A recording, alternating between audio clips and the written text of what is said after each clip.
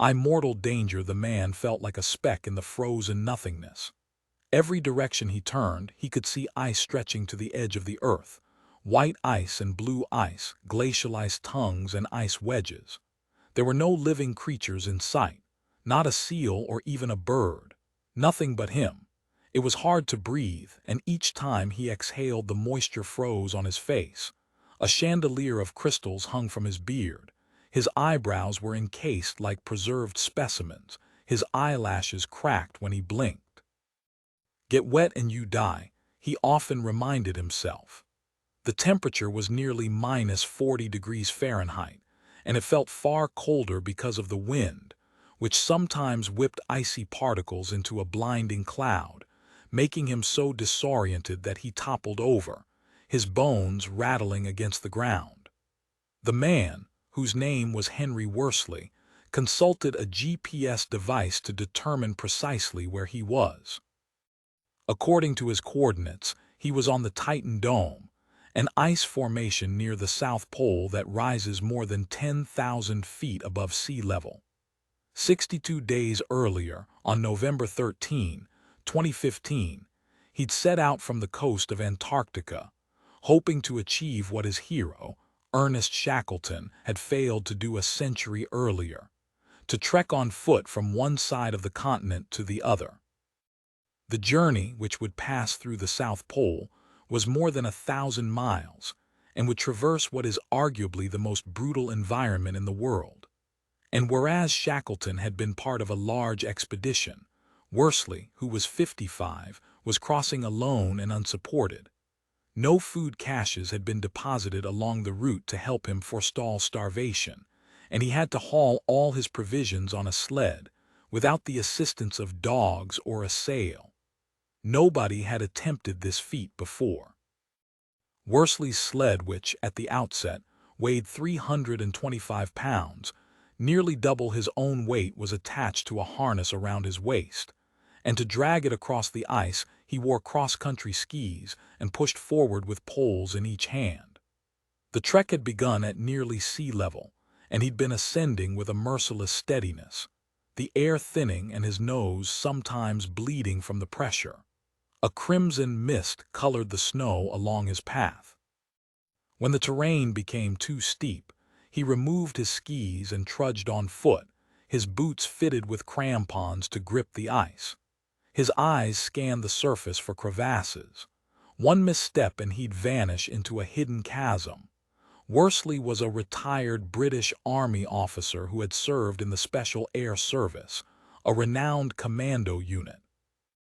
He was also a sculptor, a fierce boxer, a photographer who meticulously documented his travels, a horticulturalist, a collector of rare books and maps and fossils, and an amateur historian who had become a leading authority on Shackleton. On the ice, though, he resembled a beast, hauling and sleeping, as if he were keeping time to some primal rhythm. He had grown accustomed to the obliterating conditions, overcoming miseries that would have broken just about anyone else. He mentally painted images onto the desolate landscape for hours on end, and he summoned memories of his wife, Joanna, his 21-year-old son, Max, and his 19-year-old daughter, Alicia. They had scrawled inspiring messages on his skis. One contained the adage, "Success is not final, failure is not fatal. It is the courage to continue that counts." Another, written by Joanna, said, "Come back to me safely, my darling." As is true of many adventurers, he seemed to be on an inward quest as much as an outward one. The journey was a way to subject himself to an ultimate test of character. He was also raising money for the Endeavor Fund, a charity for wounded soldiers. A few weeks earlier, Prince William, the Duke of Cambridge, who was the patron of the expedition, had broadcast a message for Worsley that said, "You're doing a cracking job. Everyone back here is keeping up with what you're up to and very proud of everything you're achieving." Henry Worsley in Antarctica. Worsley's journey captivated people around the world, including legions of schoolchildren who were following his progress. Each day, After trekking for several hours and burrowing into his tent, he relayed a short audio broadcast about his experiences. He performed this bit of modern magic by calling, on his satellite phone, a friend in England who recorded the dispatch and then posted it on Worsley's website. His voice, cool and unwavering, enthralled listeners. One evening, 2 weeks into his journey, he said, "I overslept a little this morning, which actually I was grateful for, as the previous 48 hours' labor has been hugely draining. But what greeted me opening the tent flap was not my favorite scene: total whiteout and driving snow borne on an easterly wind. And so it remained all day and has showed no sliver of change this evening. Navigation under such circumstances is always a challenge. I certainly made a dog's breakfast of the first 3 hours, at one stage wondering why the wind had suddenly switched from the east to the north. Stupid error. The wind hadn't changed direction I had. I reckon I lost about 3 miles distance today from snaking around, head permanently bowed to read the compass, just my shuffling skis to look at for 9 hours. Anyway, I'm back on track and now happy I can part a straight line, even through another day of the white darkness." By the middle of January 2016, he had traveled more than 800 miles, and virtually every part of him was in agony. His arms and legs throbbed. His back ached. His feet were blistered and his toenails were discolored. His fingers had started to become numb with frostbite. In his diary, he wrote, "I'm worried about my fingers, one tip of little finger already gone and all others very sore." One of his front teeth had broken off, and the wind whistled through the gap. He had lost some 40 pounds, and he became fixated on his favorite foods, listing them for his broadcast listeners: fish pie, brown bread, double cream, steaks and chips, more chips, smoked salmon, baked potato, eggs, rice pudding, dairy milk, chocolate, tomatoes, bananas, apples, anchovies, shredded wheat, Weetabix, brown sugar, peanut butter, honey, toast, pasta, pizza and pizza. He was on the verge of collapse. Yet he was never one to give up and adhered to the SAS's unofficial motto, "Always a little further," a line from James Elroy Flecker's 1913 poem, The Golden Journey to Samarkand. The motto was painted on the front of Worsley's sled, and he murmured it to himself like a mantra. Always a little further, a little further.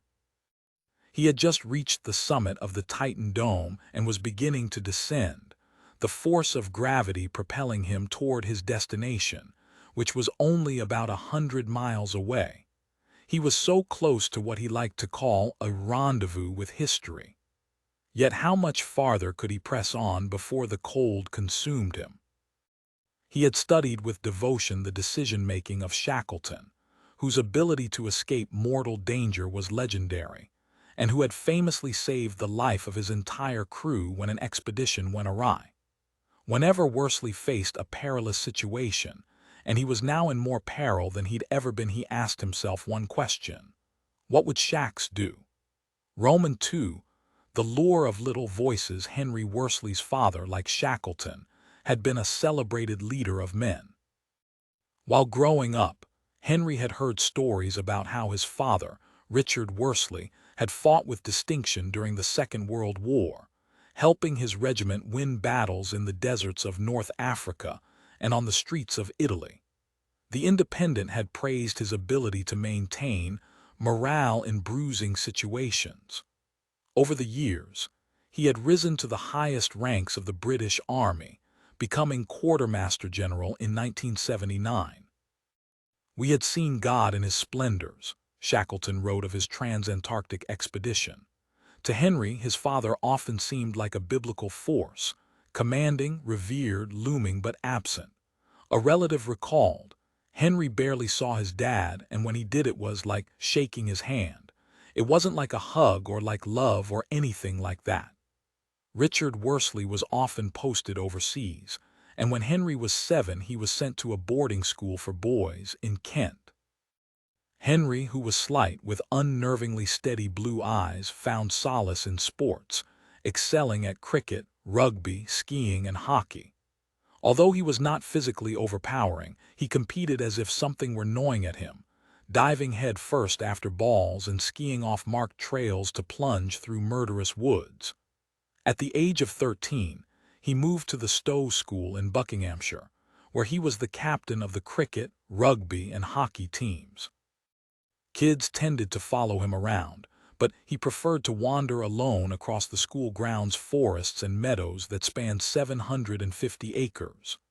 He hunted for birds' nests, marking their locations on a map. Every few days, he checked on them, jotting down in a notebook how many eggs had been laid, or how fast the hatchlings were growing. He had little interest in his classroom studies, but he often disappeared into the library and read poetry and tales of adventure. One day, he retrieved a copy of The Heart of the Antarctic, Shackleton's account of his gallant but doomed attempt in 1907–1909 to reach the South Pole. The journey was known as the Nimrod Expedition for the ship he had commanded. Worsley read the opening lines. Men go out into the void spaces of the world for various reasons. Some are actuated simply by a love of adventure, some have the keen thirst for scientific knowledge, and others again are drawn away from the trodden paths by the lure of little voices, the mysterious fascination of the unknown. The book was illustrated with photographs from the expedition, and Worsley stared at them in wonder. There was the hut, crammed with a stove and canned goods and a phonograph, where Shackleton and his men had wintered on Ross Island, off the coast of Antarctica. There were the Manchurian ponies that had been brought to pull sleds but soon succumbed. And there, walking across the majestic deathscape, was Shackleton, a broad-shouldered, handsome man who seemed to embody the motto on his family crest, Fortitude Vincimus, by endurance we conquer. Worsley read everything he could about Shackleton and other polar explorers. He was delighted to discover that Frank Worsley, a trusted member of one of Shackleton's expeditions, was a distant relative of his, and had written his own thrilling memoir, in which he described braving an unending series of blizzards, gales, and blinding snowstorms. In 1978, Henry Worsley graduated from Stowe. Though he burned to become a polar explorer, he enlisted in the Army. His mother, Sally, recalled, "He definitely didn't want to go into the Army, but then we sort of persuaded him that he might enjoy it and why not give it a go." He attended the Royal Military Academy, Sandhurst, in Surrey, where he trained to become an officer. At his graduation ceremony in 1980, he was paraded past some of the Army's military brass, including his father, who, in 1976, had been knighted. Henry snapped his hand to his forehead in salute. Henry Worsley, like his father, joined the Army. Henry became a second lieutenant and was assigned to the same regiment in which his father had once served. During this period, he began to revisit the stories of Shackleton, which he no longer considered merely romantic tales. "I became mesmerized by the extraordinary levels of hardship these men were prepared to endure," Worsley later wrote in a book, In Shackleton's Footsteps, which was published in 2011. "Shackleton had become more than a hero to me," he noted. "I looked upon him as a mentor. I was going into the business of leading men, and as a 19-year-old new to his trade, I believed that there was no better example to follow than his." Roman 3 Hell is a cold place. Ernest Shackleton was, in many ways, a failure. His initial foray into polar exploration came in 1901, when he joined an expedition led by Robert Falcon Scott, who hoped to become the first person to reach the South Pole, a place that, in Scott's words, had hitherto been untrodden by human feet, unseen by human eyes. Scott, a British naval officer, was a dogged and courageous commander, and committed to scientific inquiry. Yet he could also be dogmatic, distant, and bullying, ruling over the members of his party with the kind of absolute authority to which he had grown accustomed in the Navy. He once ordered that a cook be put in irons for insubordination, noting that the punishment instilled in the man a condition of whining humility. Shackleton, who had served a decade in the merchant marine, bridled against such overbearing methods. In February 1902, the group set up a base camp on the frozen rim of Antarctica. The continent has two seasons: summer, which lasts from November to February, and winter. For much of the summer, because of the tilt of the Earth, sunlight lingers through the night. In winter, the darkness is enveloping, and the conditions are even more anathema to human life. The temperature one July was recorded at -128 degrees. And so Scott waited until November 2, when the summer light began to grace the sky, before he embarked, with Shackleton and a third man, Edward Wilson, on the 800-mile journey to the pole, what another member of the expedition called the Long Trail, the Lone Trail, the Outward Trail, the Darkward Trail. Shackleton, Robert Falcon Scott, and Edward Wilson setting out for the South Pole. As the three men walked, they were blinded by the polar glare, and their flesh was eaten away by hunger, frostbite, and scurvy. Scott frequently lashed out at his men, once shouting, "Come here, you bloody fools!" Shackleton responded, "You're the worst bloody fool of the lot." On December 31, 1902, more than 480 miles from the pole, Scott gave the order to retreat. As they struggled back, Shackleton was coughing up blood, and by the time he reached their ship he was, as he admitted, broken. 4 years later, Shackleton, assuming his first command, mounted the Nimrod expedition. This time, he and 3 companions went closer to the South Pole than anyone had previously gone, 97 nautical miles away. A nautical mile, which is used in polar navigation, is 15% longer than a regular mile. Yet Shackleton, fearing for his men's welfare, retreated again. After returning to England, he didn't discuss his failure with his wife, Emily, though he said, "A live donkey is better than a dead lion, isn't it?" "Yes, darling, as far as I am concerned," she replied. Meanwhile, others made history. In 1909, an American explorer, Robert E. Peary, claimed to have been the first to reach the North Pole. Whether he made it precisely to the pole was subsequently disputed. 2 years later, the Norwegian explorer Roald Amundsen won the race to the South Pole. Using teams of dogs instead of men to pull sleds, and often skiing, he beat a party led by Scott by 33 days. After Scott discovered a Norwegian flag planted at the pole, he wrote in his diary, "Great God, this is an awful place." Scott and his party reached the South Pole on January 18, 1912, only to discover Amundsen's tent and Norwegian flag. On the return journey, he and his 4 men, including Edward Wilson, ran out of food. "We shall die like gentlemen," Scott scribbled in his diary, "before they all perished." With the poles conquered, Shackleton, who was approaching 40, turned his restless attention to what he considered the sole remaining prize, a trans-Antarctica crossing. From the sentimental point of view, it is the last great polar journey that can be made, he wrote in a proposal, emphasizing that it would be the most striking of all journeys. Polar expeditions, marked by deprivation and claustrophobia, serve as a laboratory for testing human dynamics.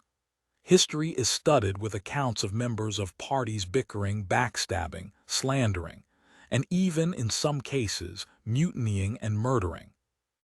Shackleton, who had witnessed on the Scott expedition the corrosive tensions among team members, sought recruits with the qualities that he deemed essential for polar exploration. First, optimism. Second, patience. Third, physical endurance. Fourth, idealism. Fifth and last, courage. One person who, Shackleton believed, perfectly reflected these criteria was Frank Worsley. A 42-year-old seaman from New Zealand, with a broad chest and a square jaw, He was among the 28 members chosen for the expedition, and Shackleton appointed him captain of the party's ship. "I was committed to my fate," Worsley wrote. On October 26, 1914, the ship, a 140-foot wooden schooner rechristened the Endurance, after Shackleton's family motto, set out from Argentina, carrying the men and 3 lifeboats. 10 days later, the expedition stopped at South Georgia, a glacier-covered island about 1,100 miles east of Cape Horn, Chile, which Shackleton called the gateway to the Antarctic. The island, deserted except for a few whaling stations, was the explorers' last contact with civilization. From a peak on South Georgia Island, Frank Worsley and an expedition member peered down on the Endurance. Shackleton's crew attempt to carve a path through treacherous pack ice. On December 5, the party sailed toward the Weddell Sea, the southernmost arm of the Atlantic Ocean, and headed for Antarctica. As Alfred Lansing detailed in his monumental history, Endurance, published in 1959, Shackleton planned to navigate through these waters, which were choked with pack ice and bergs, and establish a base camp on the shore. Then, after waiting out the winter, he would trek with 6 men across the continent, completing the journey at the Ross Sea, a bay that flows into the Pacific Ocean, south of New Zealand. On January 18, 1915, barely 100 miles from the base camp, the Endurance became encased in sea ice, frozen, as one of the men put it, like an almond in the middle of a chocolate bar.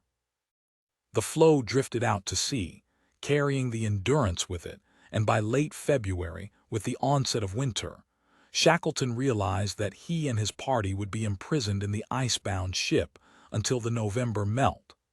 The ship's wooden hull groaned in the grip of the ice. While they floated through the darkness, Shackleton strove to keep his party united. His methods were considered unorthodox and even radical, at least in the eyes of those accustomed to the mores of the British Navy. He ignored the stifling hierarchies of class and rank, and required that each man receive the same rations and perform the same chores. And though Shackleton sometimes erupted in anger and left no doubt who was in charge, everyone called him the boss. He participated in menial tasks and mingled easily with his men.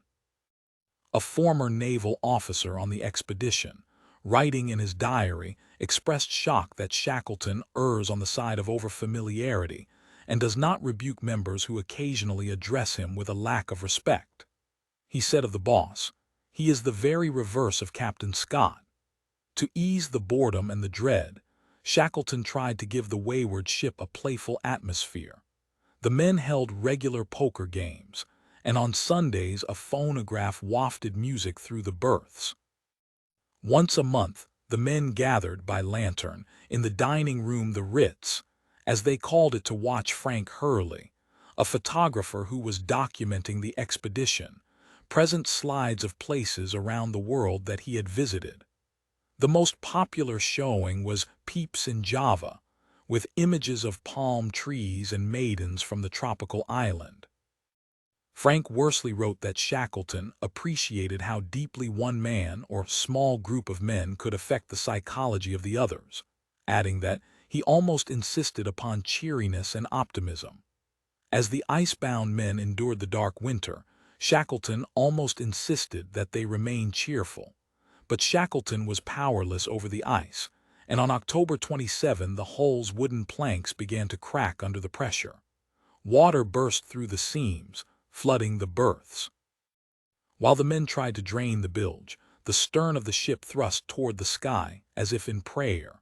Shackleton cried, "She's going, boys." Everyone quickly lowered the 3 lifeboats and the provisions onto the surrounding ice and abandoned the Endurance. They were marooned on an ice floe more than 1,000 miles southwest of South Georgia Island, with no means of signaling for help. In his diary, Shackleton wrote, "I pray God I can manage to get the whole party safe to civilization." The waterways were too clogged with pack ice to launch the lifeboats, and so the men trekked on foot, dragging not only the sleds with their supplies but also the lifeboats, which they would need when the ice gave way. Each vessel, the largest, was 22.5 feet long and 6 feet wide, weighed at least a ton, and Shackleton told the men that they must discard any non-essential items. One of Shackleton's most cherished belongings was a Bible given to him by Queen Alexandra, the wife of Edward VII, which she had inscribed, "May the Lord help you to do your duty and guide you through all the dangers." Shackleton laid the Bible on the ice, along with several gold sovereigns. The other men began to winnow their possessions. Still, the boats were nearly impossible to haul, and 2 days later Shackleton suspended the march. For months, they remained trapped in tents on the island of ice, which they dubbed Patience Camp. Frank Worsley wondered why people had always pictured hell as a place that was hot, instead of a realm as cold as the ice which seemed likely to become our grave. After losing the Endurance, Shackleton's crew tried to drag the lifeboats across the ice. To prevent unrest, Shackleton kept 3 of the most troublesome characters in his own tent. Nevertheless, one day at the end of December, the ship's carpenter, who was in another tent, began to revolt, insisting that, with the Endurance lost, the crew was no longer bound to obey its commander.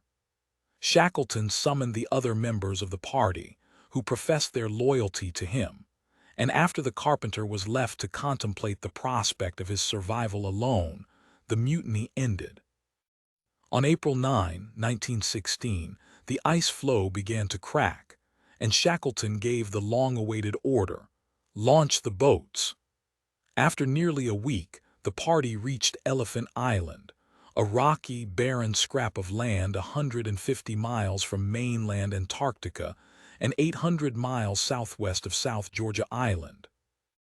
Shackleton realized that many of the men could not survive a longer boat journey. One had to have 5 frostbitten toes amputated, and announced that he would leave most of the group on Elephant Island while he pressed on with 5 men, including Worsley, in one of the lifeboats. Amid a hurricane and towering waves glittering with ice, they navigated across the open ocean. The men were soaked and freezing, and Shackleton doled out bits of food from their dwindling rations to keep them conscious. On May 10, nearly a year and a half after departing from South Georgia Island, they stumbled upon its shores again. They looked like the survivors of an apocalypse. Shackleton then took Worsley and another crew member and trekked north for 26 miles, climbing over uncharted glaciers, to get to a whaling station on the island's opposite coast, where they could summon help. During the journey, Shackleton said, he felt a divine presence, a 4th man guiding them. Leaving 22 men behind, Shackleton embarks from Elephant Island with a small party to seek help. When they staggered into the whaling station, 36 hours later, Shackleton immediately turned his attention to rescuing the 22 men stranded on Elephant Island. But it took him until August 20 to obtain, from the Chilean government, a steamship big enough to break through the sea ice. As he approached the island with Worsley, he peered through binoculars to see if anyone was alive. "There are only 2, he muttered. "No, 4. After a pause, he said, "I see 6, 8. Then he exclaimed, "They're all there, every one of them." Worsley later marveled at Shackleton's genius for leadership, which enabled us to win through when the dice of the elements were loaded most heavily against us. Shackleton later wrote that he and his men, in the course of their journey, had pierced the veneer of outside things and reached the naked soul of man.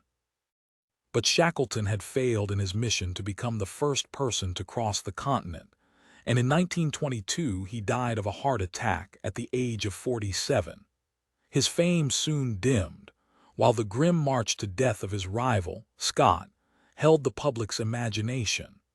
As the historian Max Jones notes in his 2003 book, The Last Great Quest, heroes are a reflection of the societies that venerate them. And at a time when Britain's empire was in decline, and the world was grappling with the slaughter of the First World War, Scott was seen as a martyr who had sacrificed himself for his country. By the end of the 20th century, though, the era of polar exploration was increasingly viewed through the lens of strategy, and Scott was criticized for his imperious, mercurial nature and his inflexible methods. In a 1999 essay, the travel writer Paul Theroux captured this revisionist view. Scott was insecure, dark, panicky, humorless, an enigma to his men, unprepared, and a bungler. The stranded men cheer Shackleton's return with a relief boat. In an age preoccupied with human mastery over companies, battlefields, bureaucracies, and most of all, oneself, Shackleton was revered for the way he had recruited and managed his men, coolly guiding them to safety. His conduct was studied by entrepreneurs, executives, astronauts, scientists, political strategists, and military commanders. An entire subgenre of self-help literature devoted to analyzing his methods emerged. Books with titles like Leading at the Edge, Leadership Lessons from the Extraordinary Saga of Shackleton's Antarctic Expedition.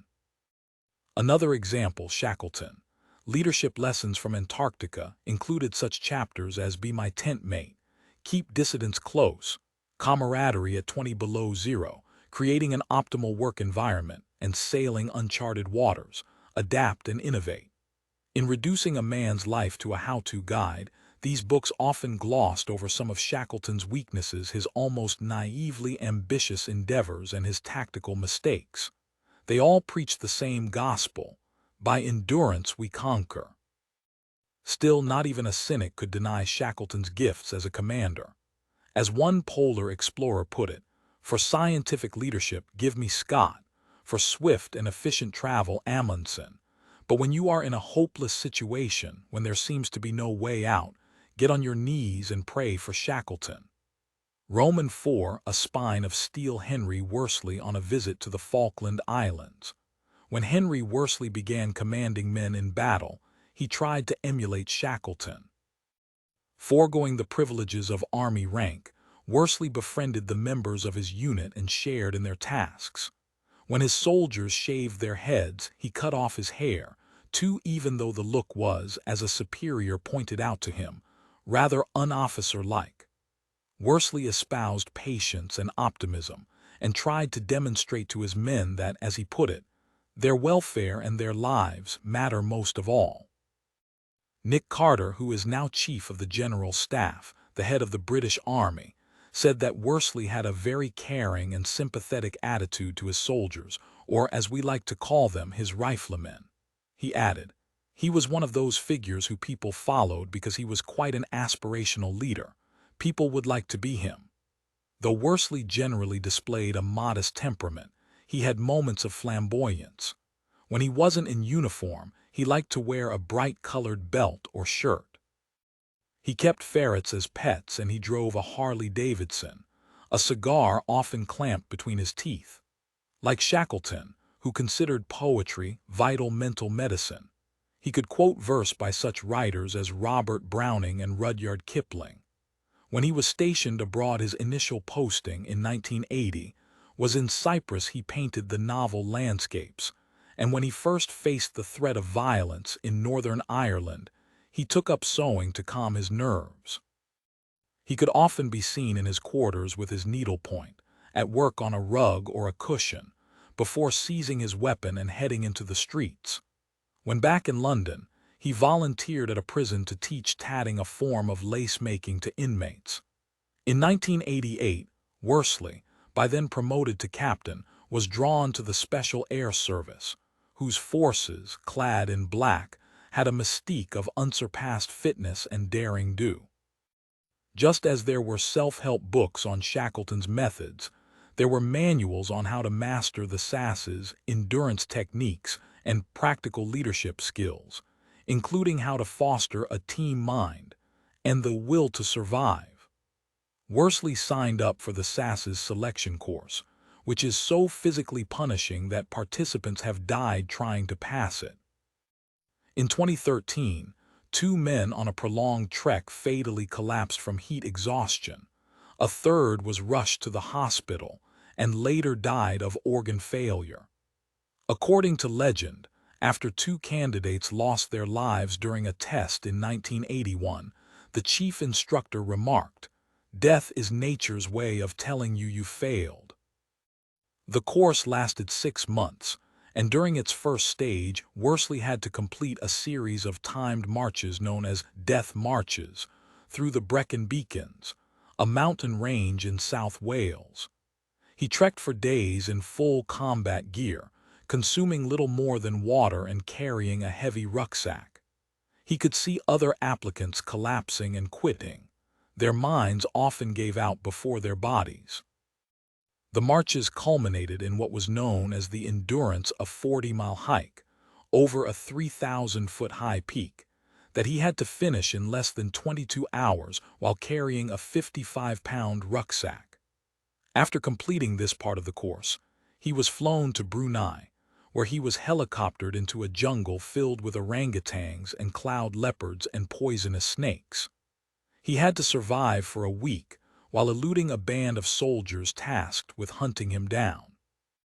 The administrators of the course had eyes on the ground to observe him to see what kind of clay he was made of. Later, he was subjected to an interrogation intended to break him. "You are beaten up," one applicant told a reporter, noting that any vulnerability was exploited. "If you've got a phobia about spiders, they'll use it against you." Each year, only about 15% of applicants pass the selection course. Worsley was among them. An SAS officer close to Worsley said that his gentle, artistic side could mask a very significant spine of steel.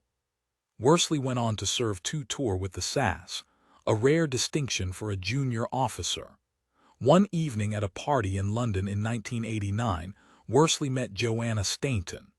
Whereas he often stood back warily in social settings, Joanna, a tall, graceful woman with auburn hair, moved with ease. She had worked for a time in Los Angeles, producing music videos for MTV. Though she liked to travel, she hated camping and the wintry cold, and she especially hated ferrets. Still, she and Worsley began dating. "Talk about opposites attracting," she said. "Christ, I'm a complete pavement girl." Yet she loved the way that Worsley seemed to come from a bygone age, a man out of his time. As a relative once described him, believing unabashedly in ideals of courage and sacrifice. She loved his eccentric hobbies and how he recited poetry to her and held her with arms that seemed unbreakable. He loved her brashness and her ability to talk to anyone, whether at an art benefit or at a homeless shelter where she often volunteered. And he loved the way she punctured his stoicism and exposed his hidden self, always urging him to go out and achieve your dreams. For all her free-spiritedness, she was the steadiest presence in his life. He called her his rock. They married in 1993. Max was born the following year, and Alicia in 1996. Nick Carter said, "Worsley lusted after adventure but also relished being at home with his family, teaching his son to shoot or to ferret, or simply cutting wood for the winter and cutting the grass." Because of his military postings, though, Worsley was often separated from his family, as his father had been. In 2001, he was serving in Bosnia when a riot broke out in the streets. A civilian was beaten to death, and crowds began to chase Worsley. As he recounted in his book, he sought refuge in a cafe, but the crowds closed in, throwing stones and smashing the windows. How would Shax get out of this then? He asked himself. He knew that if he remained in the cafe, the situation would only worsen.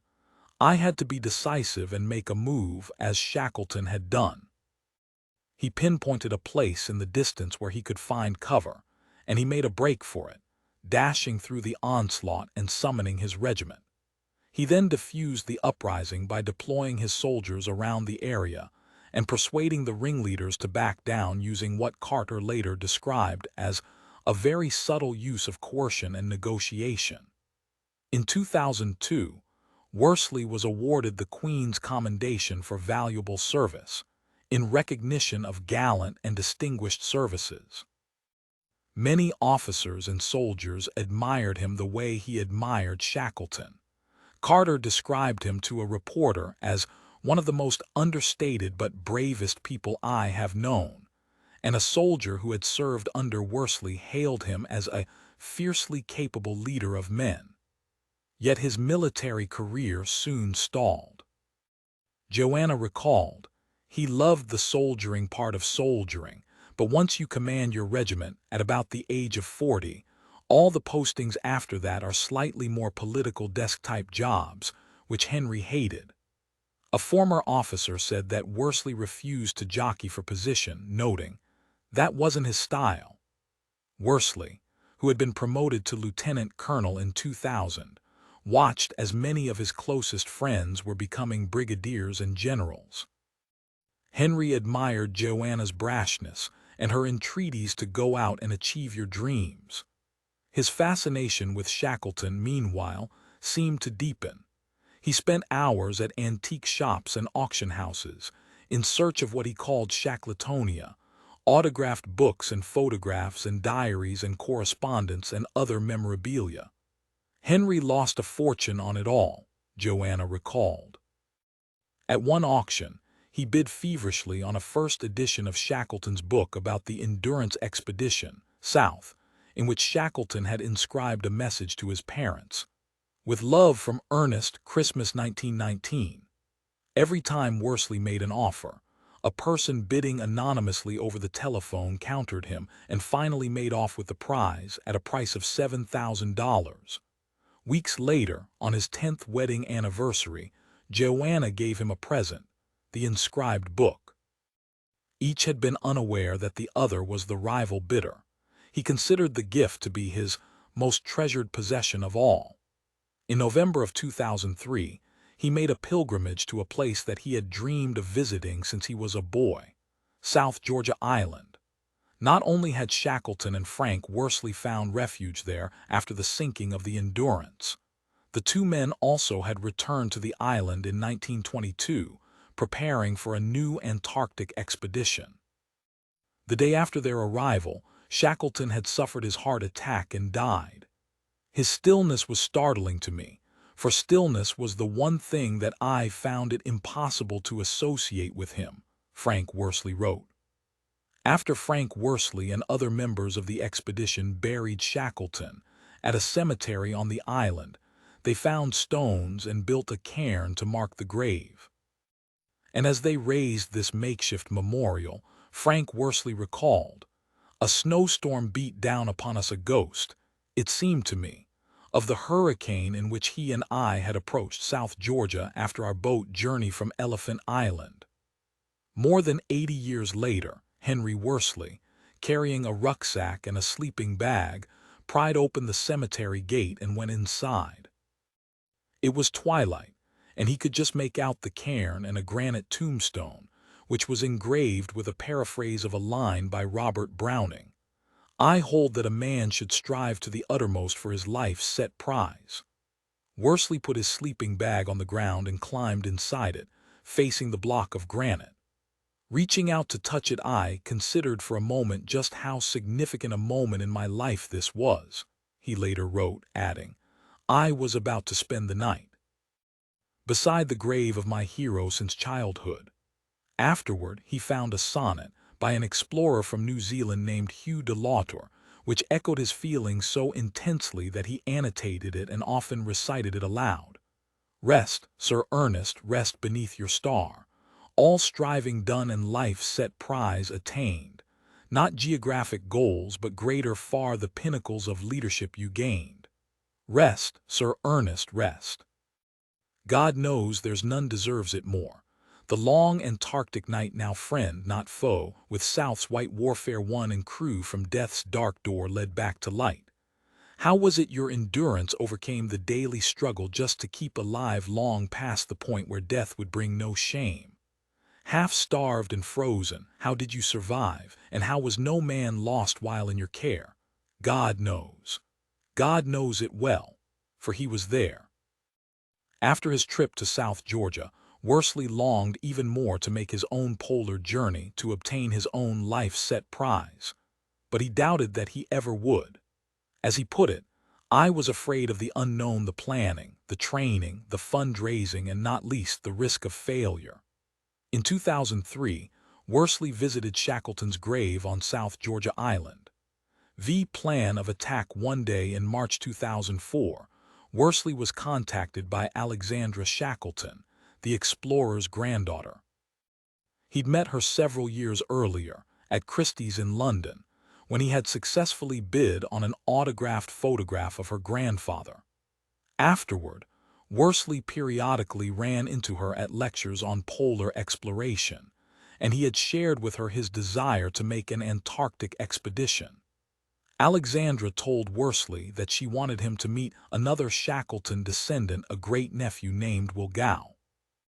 "Like you, he admires my grandfather very much, and for a few years now has had an idea for an expedition," she said. At a pub in South London, Worsley met with Gow, a 33-year-old banker with a pudgy face and squinty blue eyes that widened in moments of excitement. Gow eagerly explained that the centennial of the Nimrod expedition was a few years away, and that when the anniversary arrived he wanted to reenact the journey.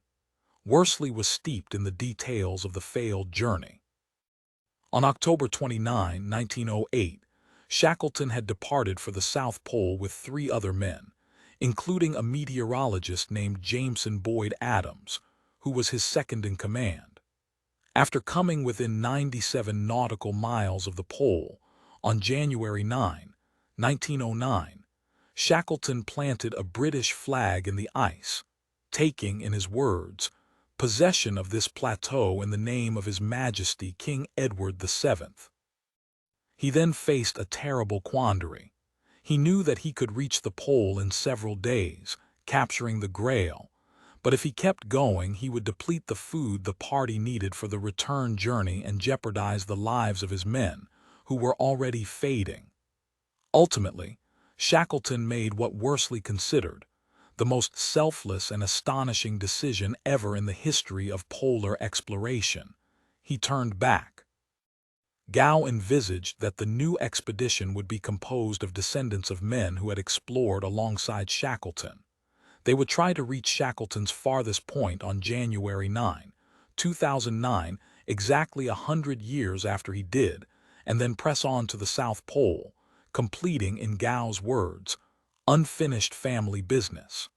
Worsley listened in amazement. Here was the chance of a lifetime. He was confident that the army would grant him a leave for the expedition. And so, like 2 conspirators, Worsley and Gow began plotting their journey. They needed to find another recruit and to raise $400,000 to cover the costs of equipment and travel. And they needed to train. Though they had polar exploration in their genes, they had no actual experience. They began a ruthless exercise regimen. Each tied tractor tires to a harness around his waist, and then dragged them back and forth across an open field. In 2005, they signed up for the Montaigne Yukon Arctic Ultra, a race through the icy wilderness of northwest Canada, which is billed as the toughest endurance competition in the world. Temperatures can fall to -50 degrees, and participants have had toes and fingers amputated because of frostbite. Newsweek once observed that the event, which scientists have used to study the impact of extreme conditions on the human body, sounded like the premise for a Jack London novel. There were different categories for the race, and Worsley and Gow entered one that required them to trek on foot for 300 miles, a third of the distance of their planned South Pole journey, while hauling all their supplies on sleds. They had 8 days to complete the race. Beyond coping with the physical demands, "I wanted to see if I had the mental strength," Worsley wrote, adding, "Any sign of quitting on this short event would spell disaster for the future challenge, and, if I did give up, I would have to seriously consider my place in the expedition team." Gow and Worsley trained for the South Pole expedition. Armed with flares and swaddled in layers of clothing, they dragged their sleds through dense pine forests and over mountains and across frozen rivers, where Gow's foot once broke through the ice and into the water. They had been told that if they got wet they had only about 5 minutes to prevent hypothermia, and Gao quickly lit a fire, dried his foot, and changed his clothing. Onward the men went. Above them the northern lights cast a haunting green glow. After several days of trekking, Worsley and Gao suffered from sleeplessness and sensory deprivation, and they grew dizzy from hunger. Soon, they began to hallucinate. To keep going, Worsley resorted to drastic measures, imagining that he was pulling his sick daughter on the sled and had to get her to the doctor if she were to live. He and Gao slumped across the finish line, beating the time limit by several hours. That was really the first test, Gao recalled. In 2006, 2 years before the planned expedition, Worsley was dispatched to Helmand Province in Afghanistan to provide eyes and ears, as he put it, before British forces were deployed to the region. He took with him his dog-eared copy of The Heart of the Antarctic, Shackleton's account of the Nimrod expedition, paints and brushes and a sewing kit, and a bag of cricket bats and balls to play with the locals. For months, he traveled across Helmand, conferring with tribal elders and mullahs. Worsley later wrote in an article, "Surviving in Afghanistan was as much about an empathy with the people and their culture as it was about troop numbers and firepower." After gathering intelligence, he warned his superiors that the arrival of British forces risked stirring up a hornet's nest by agitating the population and provoking violent reprisals from the Taliban. His words were prophetic. Henry rightly foresaw the trouble that was to come, Tom Tugendhat, a member of the British Parliament, later told a reporter. But at the time, Worsley's alarms rankled many military and political leaders who were downplaying the dangers to the public, and if Worsley had any remaining hope of military advancement, his candor ended it. Yet he was no longer disappointed. In a commonplace book, he jotted down the advice Shackleton had given after the sinking of the Endurance. A man must shape himself to a new mark directly the old one goes to ground. And it occurred to Worsley that had he been promoted, he would not have had the time to prepare for the upcoming expedition and become the explorer that he had always wanted to be. He suddenly realized that he could fulfill some dreams, Joanna recalled. By the time Worsley returned from Afghanistan, Gao had found a third recruit, Henry Adams, a 32-year-old shipping lawyer. Adams seemed a bit pale and spindly for an explorer, but he had a genial personality, and he was deeply committed. What's more, he was the great-grandson of Jameson Boyd Adams, the second-in-command on the Nimrod expedition. Henry Adams's great-grandfather Jameson Boyd Adams. That April, Worsley and his two companions headed to Baffin Island, a Canadian territory 900 miles west of Greenland. For several weeks, they trained with Matty McNair, a 54-year-old American explorer who, in 1997, had led the first all-female expedition to the North Pole. This was the men's longest exposure yet to polar conditions, and they made embarrassing blunders.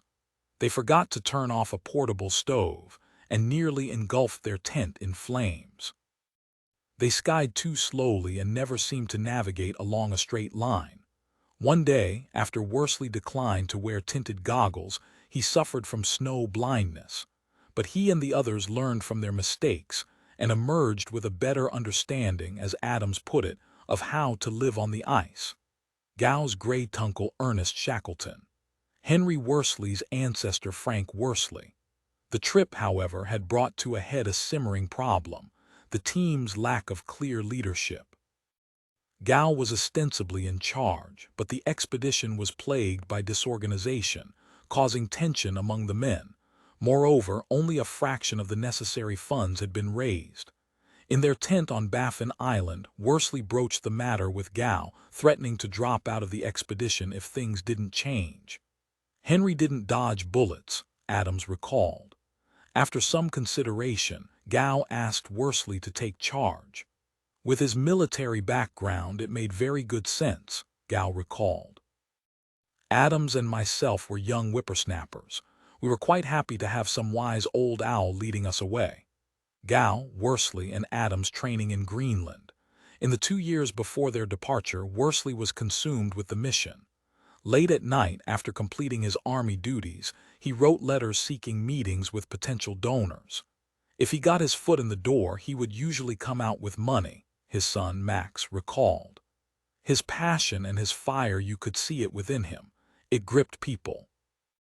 Like a general developing a plan of attack, Worsley spent hours poring over maps, laying out a precise route for the expedition. The more he studied Antarctica, the more forbidding it seemed.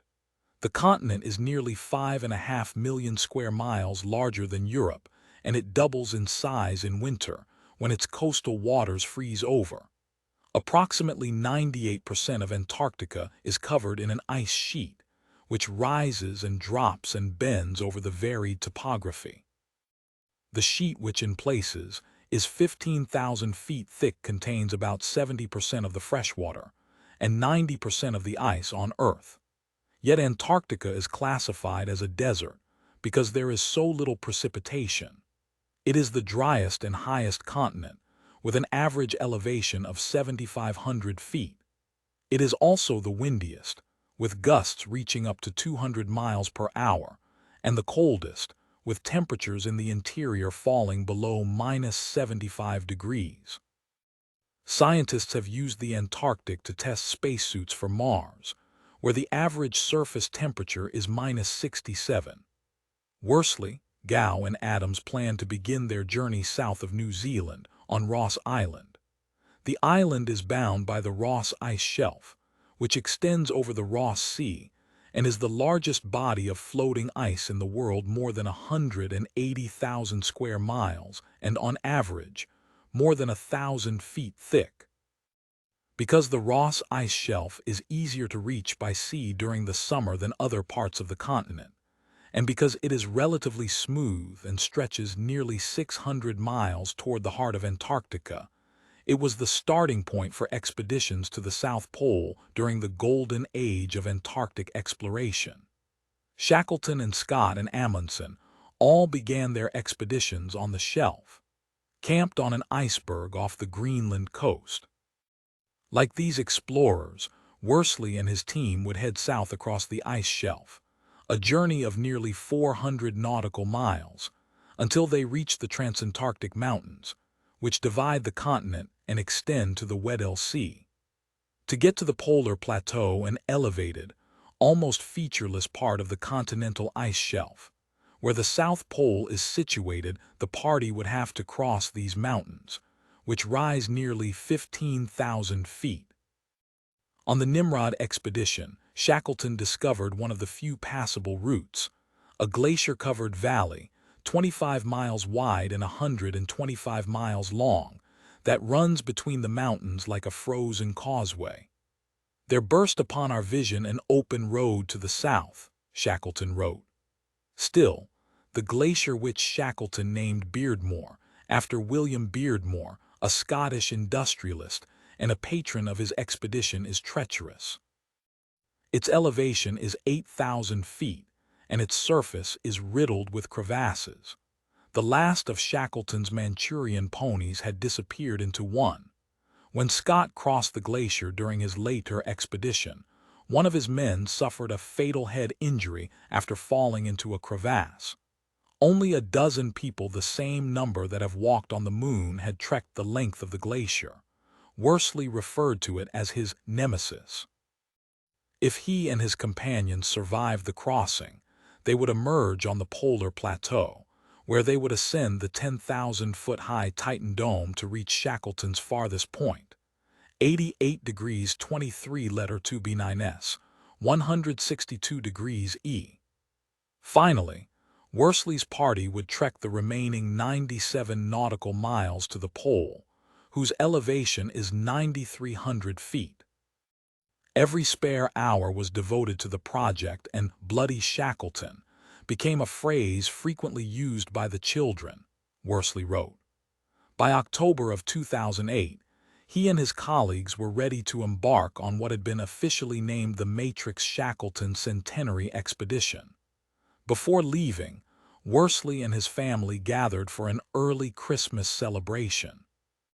Even though Henry had been telling Joanna for years about the glories of Antarctica, it still seemed to her like the most dreadful place in the world.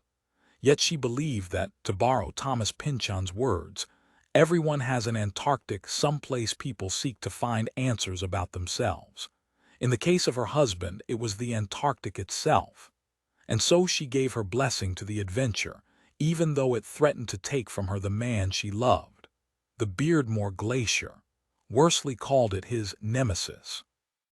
Alicia and Max painted their father's skis with messages. One quoted Shackleton's family motto, "By endurance we conquer." Worsley's decision was harder for his children to understand. Alicia, who was 12, saw his sled primarily as an object to play on. When the family exchanged Christmas gifts, Max, who was 14, seemed agitated. This was different from when his father was deployed by the military. Worsley had not had a choice then about leaving them behind. This was a response to some mysterious inner calling. Max had written a poem about Antarctica, a place that now loomed in his own imagination, and he composed a short essay about his father's upcoming journey. "I have heard many stories about Shackleton since I was very young, and as I grew older, I started to understand and admire Shackleton more," he wrote. "I am very happy for my dad that he is doing what he has always wanted to do, but I am also worried for him. Even in the most barren place in the world, there is a risk of falling down a glacier or crevasse." Joanna drove her husband to the airport, where she began to cry. He told her not to worry and quoted Shackleton, "Better a live donkey than a dead lion." Romans 6, "Get wet and you die." On October 30, 2008, Worsley, Gow, and Adams arrived in Punta Arenas on the southern tip of Chile. They went to a warehouse owned by a company named Antarctic Logistics and Expeditions. During the summer, between 30,000 and 45,000 tourists visit the continent, nearly all of them traveling on small cruise ships. Worsley's party had hired Ale to provide logistical support, which included transporting them by airplane to their starting point on Ross Island. At the warehouse, Worsley and his companions collected freeze-dried meals for the expedition. They faced the same predicament that had bedeviled polar explorers for generations. They could haul only so many supplies on their sleds, a situation that left them vulnerable to starvation. Shackleton, during the Nimrod expedition, wrote ruefully, "How one wishes for time and unlimited provisions. Then indeed we could penetrate the secrets of this great lonely continent." Worsley estimated that the journey would take 9 weeks. Each of the men would be limited to about 310 pounds of provisions, including a sled, and so they whittled down their kit to the essentials. Worsley packed his portion of the food, which was sealed in 10 bags, one for each week of the journey, plus an extra in case of emergency. His clothing included 2 pairs of pants, a fleece shirt, a down jacket with a hood, gloves, a neck gaiter, a face mask, 2 pairs of long johns, and 3 pairs of socks. He brought cross-country skis and poles. For climbing, he carried crampons and ropes. As the only member of the team with first aid training, he transported the medical bag, which contained antibiotics, syringes, splints, and morphine. He made room for his diary and a copy of The Heart of the Antarctic. And he carefully stored what he considered the most vital piece of equipment, a satellite phone with solar-powered batteries, which would allow the men not only to record short audio dispatches, but also to check in every day with an AL operator and report their coordinates and medical condition. If the team failed to communicate for 2 consecutive days, AL would dispatch a search and rescue plane, what Worsley called the most expensive taxi ride in the world. The men permitted themselves the luxury of iPods, as well as a deck of cards and a few mementos. Worsley carried an envelope filled with notes from family and friends, which Joanna had given him to open when he needed encouragement. In his front pocket, he had tucked away one more precious object, the brass compass that Shackleton used on his expedition. Alexandra Shackleton had asked Worsley to bring it with him, hoping that, this time, it would reach the South Pole. For Worsley, getting closer to Shackleton was a way of getting closer to himself. During an interview with an exploration website, he outlined the qualities that he most admired in Shackleton, including his optimism and patience, his courage, and his ability, when his men's lives were at stake, to instill in them the confidence that he would get them out of the desperate situation. Commanding the expedition was far trickier than commanding soldiers in the military.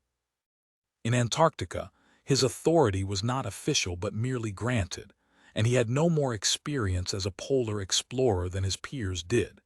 Yet he felt the immeasurable weight of being responsible for their lives. He now formed a pact with Gow and Adams. There would be no egos, no pride, and if someone was feeling unwell or traveling slowly, then he should have no difficulty in accepting the offer from one of the others to carry some of his weight. On November 10, the Ale plane was ready for departure. After decades of dreaming, Worsley's Antarctic journey was beginning. The plane, an enormous Soviet-designed freighter, which was so loud that Worsley and the others could barely hear their own voices, took them to an Ale camp on the side of Antarctica that is south of Cape Horn, a flight of 4.5 hours. On arrival, they skidded onto a runway of ice. After waiting for the weather to clear, they boarded a smaller, twin-propeller aircraft with landing skis. As they flew across the continent, they peered out the window at deep gashes in the ice sheet below. Everywhere we looked, there were crevasse fields the size of a small parish, Worsley wrote. What we were about to undertake was brought sharply into focus in those few moments. None of us said a word. Finally, after flying 11 hours and more than 1,200 miles to the southwest, the plane touched down on the sea ice by Ross Island. "My God, we've made it!" Worsley exclaimed. For years, he had been constructing Antarctica in his mind, and after climbing down from the plane, he joyously stamped his boots on 3-foot-thick ice. The temperature was about -14 degrees, and his nostrils burned. It was late in the afternoon, but because it was summer the sun remained bright, and he could see 2 of the volcanoes on Ross Island that had been beacons for polar explorers. Mount Terror, which is more than 10,000 feet high and dormant, and Mount Erebus, an active volcano, which is more than 12,000 feet high. Black smoke drifted from its icy cone. Not far from the men, penguins slid on their bellies across the ice, the world not yet deadened. And on the southern tip of the island, about 22 miles away, was McMurdo Station, which was opened by the U.S. government in 1955 and has served since then as a hub for scientific research. In the summer, around 1,000 people live at the base, the largest population in Antarctica. With its power station and its dormitories carved into the ice, the base has the look of a grimy truck stop. Pulling a man from a crevasse during Robert Falcon Scott's first Antarctic expedition, the men headed onto the island. As they climbed a ridge overlooking a bowl-shaped valley, Worsley came to an abrupt halt. Down below, amid volcanic rock and ice, was a solitary wooden hut with shuttered windows and an iron chimney. Worsley didn't need to say what it was. They all knew. It was the hut that Shackleton and his party had built in February 1908 and stayed in that winter, before setting out for the South Pole. Shackleton had called the shelter the Mecca of all our hopes and dreams. In 2004, a team of conservationists had begun restoring the hut, and to Worsley it looked just as it had in the grainy photograph in the heart of the Antarctic. Gow, Adams, and Worsley on Ross Island. They are standing by a cross erected by Scott's party in 1902 as a memorial for a companion who had fallen into the sea and drowned. Gow raced over and opened the door, and Worsley and Adams followed him inside. In the dimness, Worsley could discern the scattered debris of the Nimrod expedition, as if the party had momentarily stepped away. There were canned goods, leather boots with frayed laces, and blue bottles of medicine marked diarrhea. 2 sleds were suspended in the rafters, and hanging on a wall was a framed photograph of Queen Alexandra. Shackleton, in his diary, had described a shaft of light passing over the image before they set out on their trek, which he had deemed an omen of good luck. Gow gasped at the ghostly scene. Adams found the bunk where his great-grandfather had slept, while Worsley examined the dark recesses of the room as if he were rummaging through a tomb. "I could hardly get closer to my mentor," he later wrote. The only thing left to do was to walk in his footsteps to the pole. That night the men camped inside the hut, lying on the frozen ground in their sleeping bags. The silence among them betrayed their nerves. The next morning, November 14, Worsley was the first to get up. It had been impossible to sleep, he noted. The enormity of the task seemed overwhelming. He put on his boots, slipped outside the tent, and called the ale operator. "The Matrix Shackleton expedition calling in with our first report," he said. "We are setting off in a couple hours. All is well. No medical problems." After visiting Shackleton's hut, Worsley wrote, "The only thing left to do was to walk in his footsteps to the pole." "Okay," the operator replied. "Have a great journey." Worsley's companions had awakened, and the 3 men began mummifying themselves in layers of clothing and loading their provisions onto their sleds.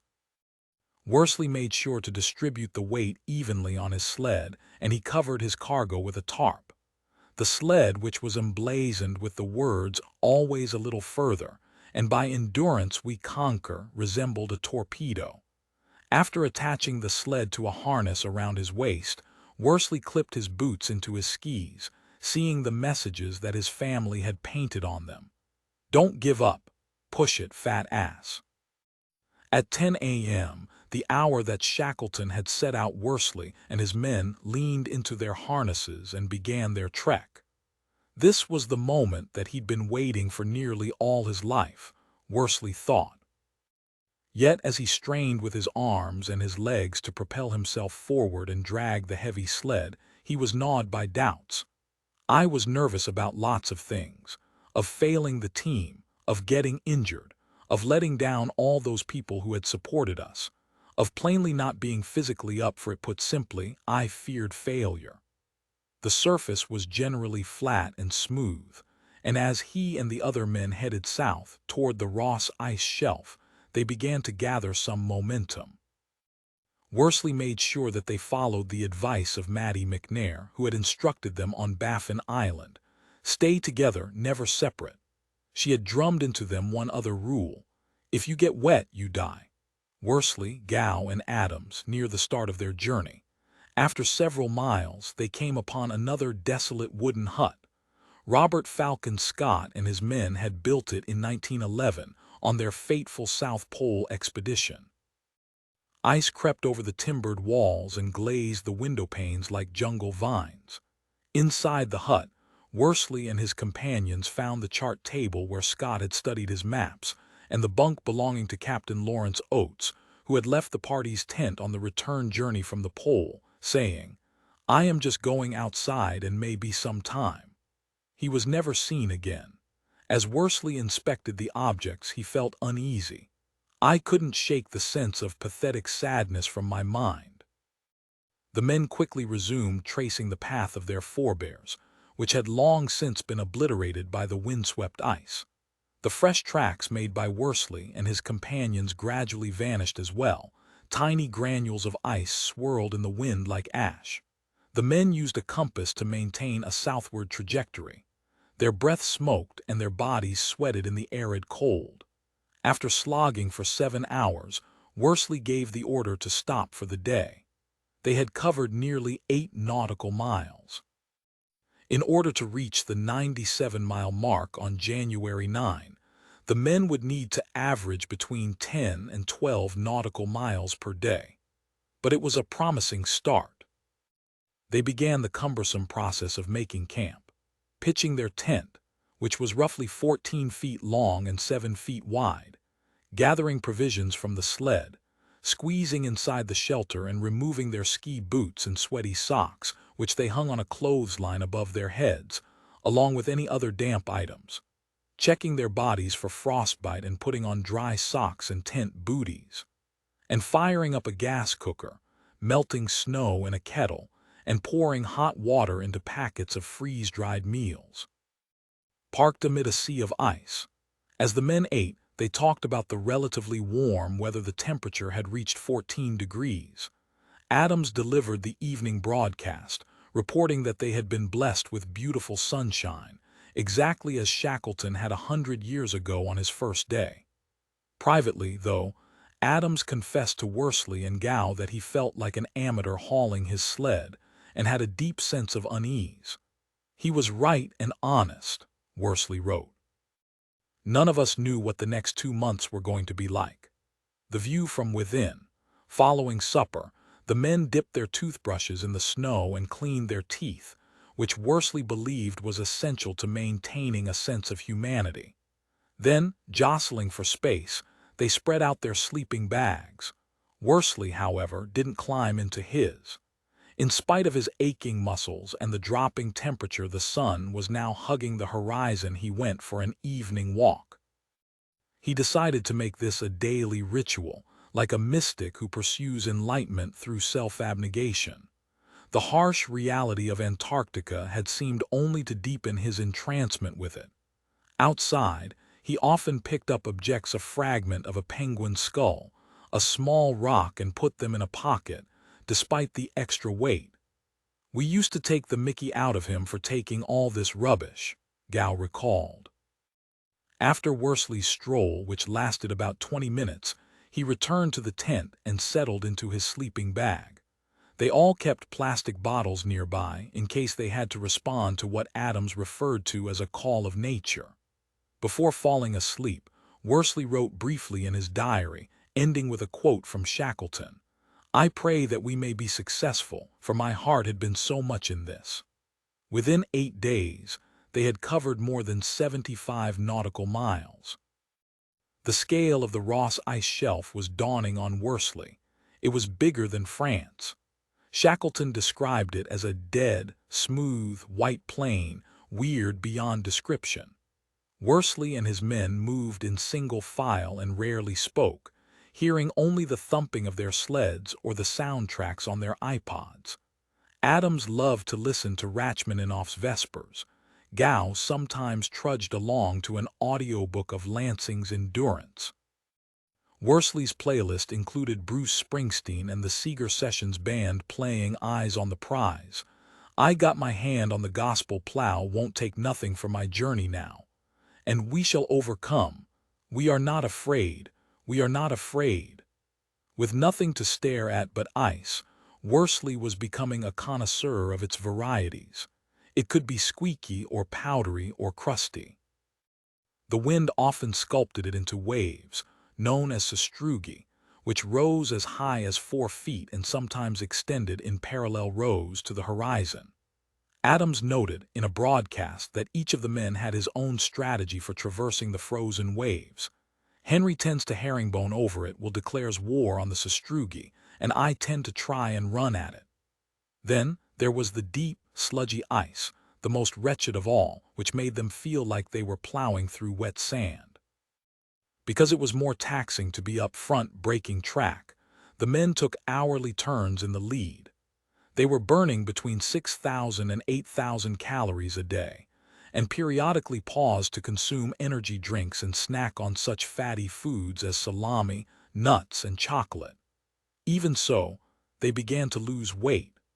Worsley, knowing that it was imperative to maintain positive thoughts, recalled family holidays and planting vegetables in the garden. He grew accustomed to the paradox of being reduced to irrelevance in the alien landscape while at the same time feeling acutely aware of oneself. Every aching muscle, every joint, every breath, every heartbeat. He said that he preferred breaking track, despite its difficulties, because all you saw in front of you was the infinite beyond. Each man devised his own technique for coping with the wind-sculpted sastrugi. One day, Adam spotted in the distance something poking from the ice and gleaming in the blinding sun. "What's that?" he asked. "No idea," Worsley said. When they reached it, they realized that it was a meteorological instrument recording such data as temperature and wind speed. A sign indicated that the device belonged to the University of Wisconsin. The men quickly moved on, but for hours Worsley fumed, resenting the intrusion, and he was relieved when he finally glanced back and the instrument had disappeared from view. As he put it, "We were back on an unblemished canvas." Stay together, never separate was the men's mantra. The storm came upon the men suddenly. The temperature was -22 degrees, and frigid winds whipped up ice that stung the eyes like bits of glass. It was November 28, 2008, and Worsley's team was 2 weeks into its journey. The men bent forward, but the wind overwhelmed them, and Worsley concluded that they needed to stop for the day.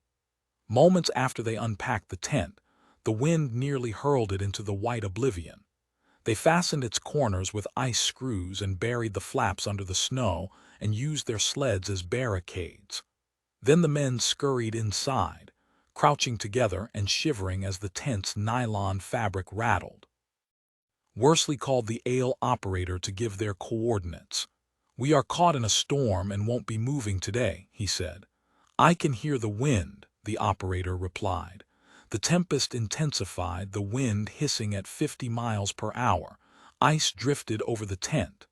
"It was as if the elements were furious that we were there," Worsley wrote. When they awoke the next day, the storm was even angrier.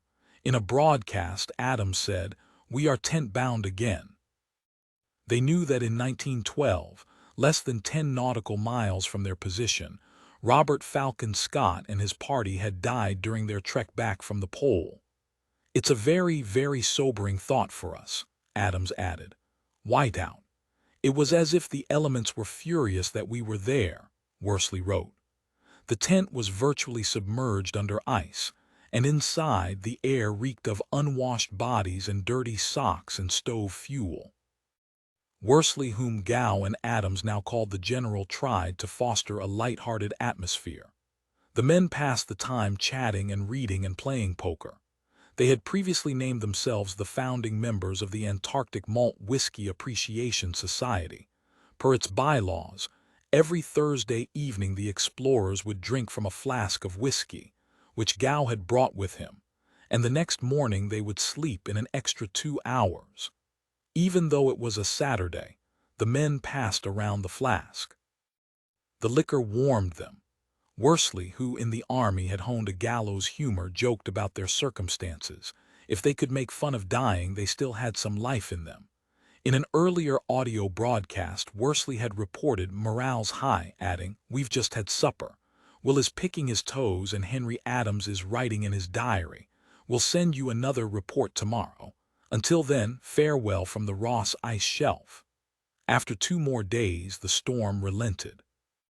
The men unzipped the tent and began hacking through a wall of ice about 5 feet tall and 4 feet thick.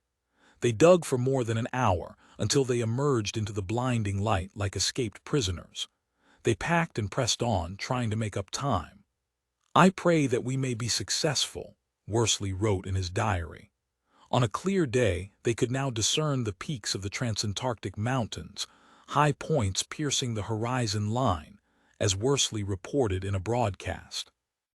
By the 4th week of their journey in mid-December, they had made it across the Ross Ice Shelf to the base of the mountain range. The terrain began to rise, and the surface was scarred with deep fissures, a product of the eternal churning of ice. All this disturbance meant only one thing: the threat of crevasses, Worsley wrote.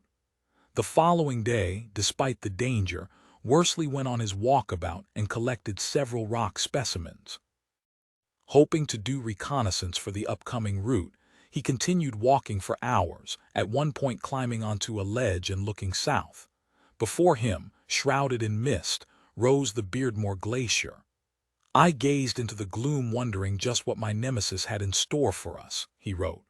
By the time he returned to the tent, it was late, and Adams said, "Ah, General, we were beginning to think you'd met an unfortunate end." The men gathered their belongings and trekked to the mouth of the glacier. As Adams looked up, he felt that he was confronting a biblical terror. Every way they turned, it seemed, there was a new obstacle, a boulder of ice, or a towering slope resembling a frozen waterfall, or a snow bridge extending over a crevasse. Some of the crevasses were wide enough to swallow a car, as Worsley put it.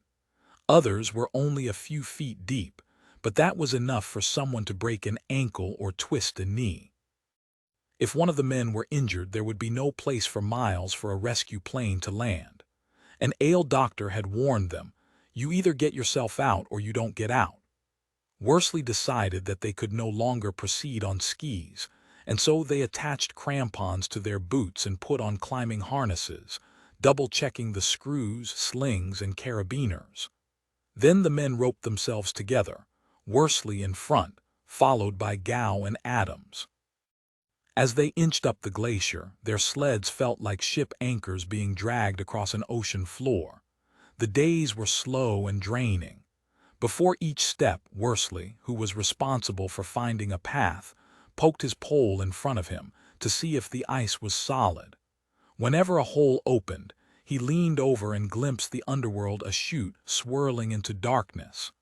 "The Antarctic can take your life in one of two ways," he noted. "It can wear you down over a prolonged period of time through starvation, cold, and exhaustion, often in the face of appalling weather. Or it can take you into the throat of a crevasse in a split second." Once, Worsley went to retrieve his sleeping bag from his sled after a day of climbing, and the ice cracked open under his right foot. His leg plunged into the shaft. Adams raced over and yanked him out. "Each time you escaped," Worsley wrote, "you sensed your luck was running out." Burning between 6,000 and 8,000 calories a day, the men couldn't maintain their weight. Soon, the men encountered something startling beneath their feet, a sheet of blue ice, the result of snow accumulating on a glacier and being compressed over thousands of years. This kind of ice is so dense, so devoid of air bubbles that it absorbs long-wavelength light, which is why it appears mesmerizingly blue. Yet, as the men quickly discovered, its beauty is deceptive. "It's hard like concrete," Gow recalled. "Harder than concrete, literally indescribable how hard." Before long, the aluminum spikes of the crampons began to bend and break.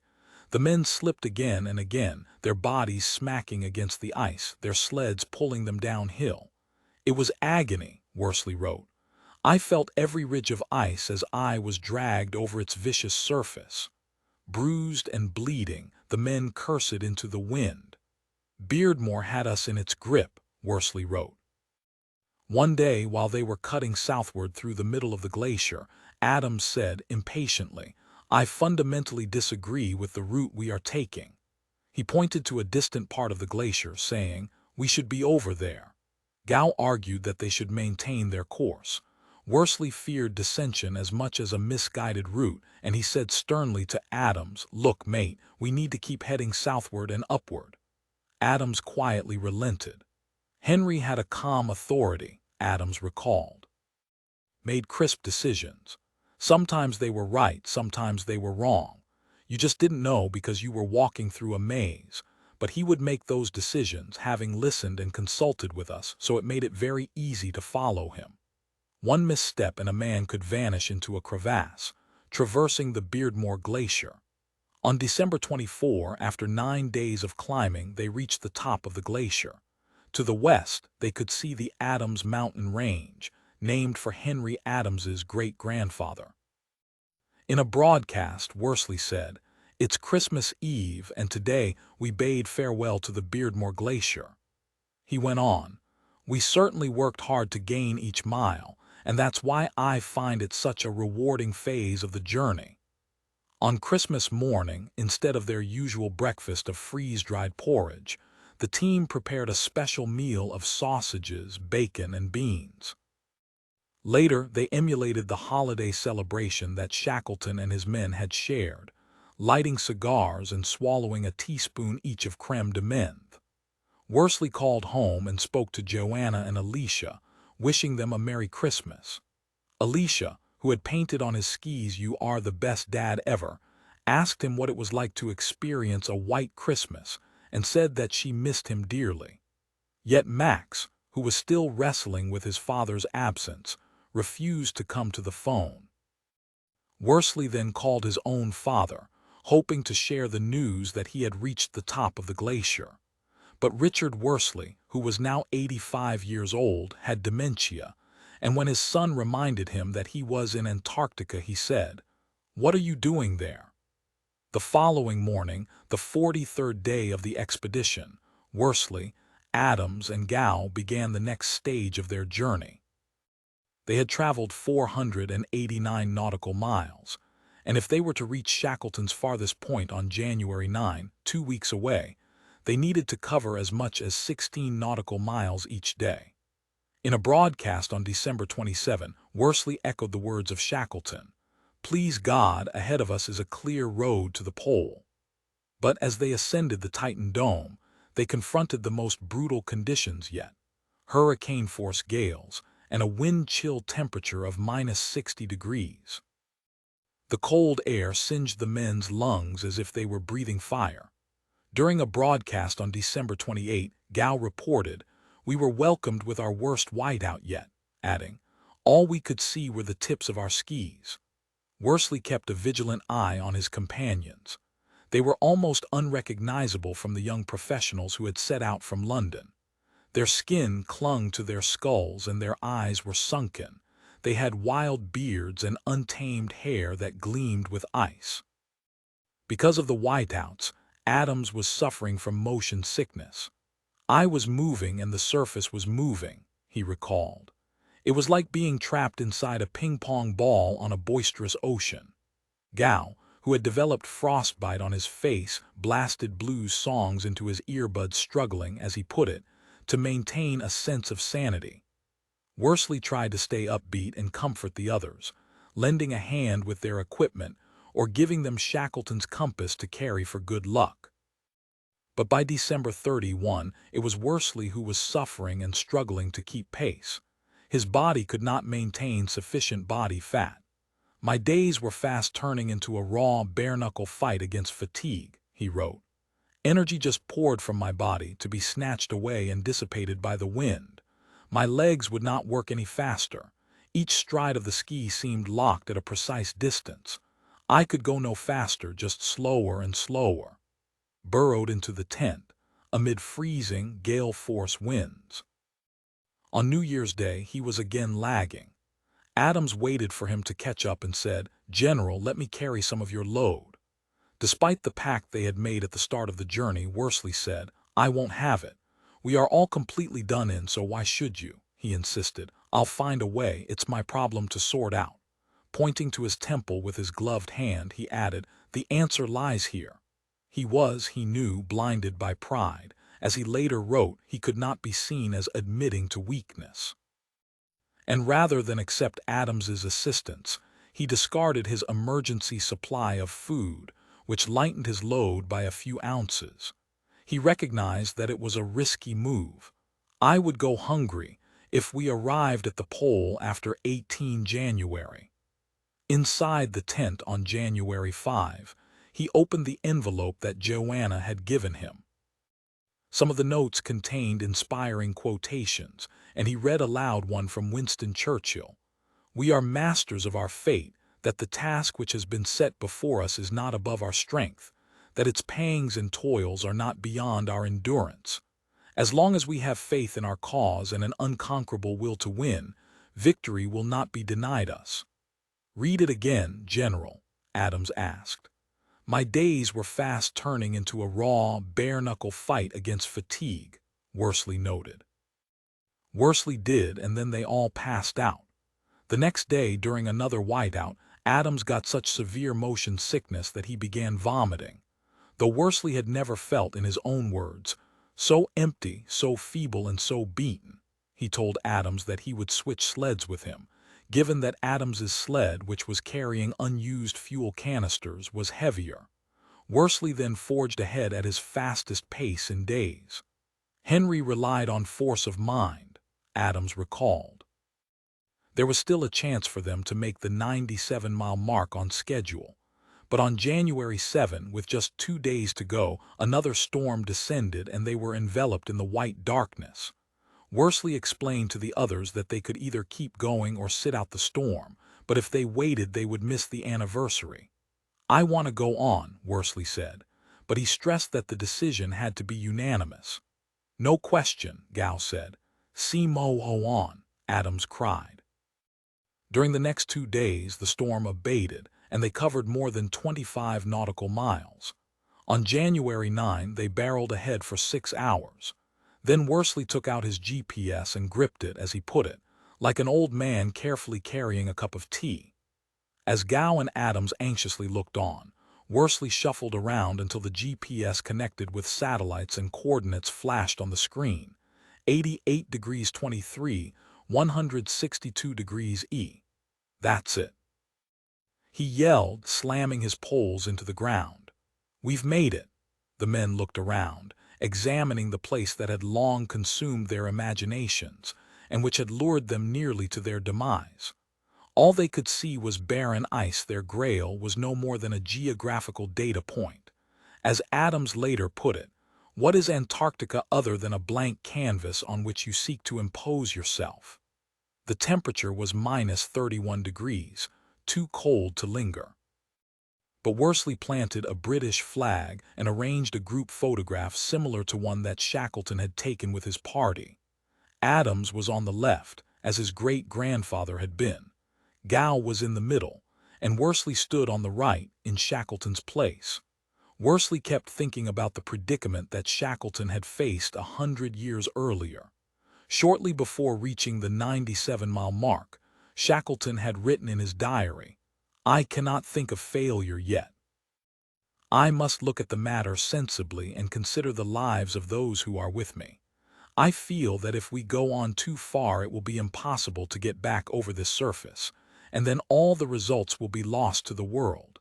He added, "Man can only do his best, and we have arrayed against us the strongest forces of nature." When he finally made the decision to retreat on January 9, he wrote, "We have shot our bolt." Shackleton's team took a picture at 88 degrees 23 letter 2B9s, the southernmost point anyone had yet reached. Worsley's crew recreated the photo 100 years later. Worsley said to Gow and Adams, "I simply cannot contemplate them just turning round and heading back the way they had just come." As Worsley and his companions continued toward the pole, they were no longer following in Shackleton's steps. To their relief, they began descending in altitude, their sleds, lightened from the consumption of food, scooting easily behind them. After 8 days, they had covered 92 nautical miles, a reminder of just how close Shackleton had been to realizing his dream. That night, Worsley went for his stroll, wobbling on bone-thin legs. He was not a religious man, but the landscape stirred him. As Adams put it, Henry felt the spirituality of the Antarctic. The next morning the men broke camp and embarked on the remaining 5 nautical miles. In the distance they could finally see a signpost, the smudged outline of the Amundsen Scott South Pole Station, a U.S. scientific research base. After a few hours, Worsley noticed that his skis were moving in tracks that had been etched by snowmobiles. Then he saw, dumped in a pile on the ice, a broken washing machine, a mattress, and crushed boxes. The scentless air became infused with the sharp odors of fried food and petroleum. Occasionally, a military plane roared overhead.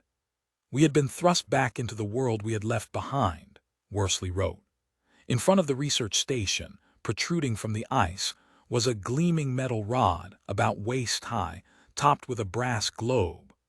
Scientists at the base used it as a marker of the South Pole, the place where all the lines of longitude converge, and where the Earth doesn't rotate. Because the rod was planted on a shifting ice sheet, It had to be moved several feet each year to return to the pole's precise location. On January 18, at 4:32 p.m. after 66 days, Worsley and his companions, emaciated, with icicles dripping from their beards, reached out and grasped the rod. As the journey had approached its end, Worsley had felt tears freezing under his eyes. He had not experienced such joy and relief since he was a little boy. But now Worsley, whom Adams called an absolute bang-on natural leader, laughed and hollered and embraced the others. Only a few years earlier they had been strangers, yet they had learned to trust one another with their lives. What's more, Worsley believed they had mastered the seemingly impossible by adhering to the lessons of Shackleton. They had conquered through endurance. In a broadcast, Worsley announced, "I'm calling you from 90 degrees south, the South Pole." Then he took out Shackleton's compass, lifted the lid, and let the needle spin to a stop. Adams, Worsley, and Gow at the South Pole. Roman 7. The infinite beyond. Worsley didn't think that he would ever go back to Antarctica again.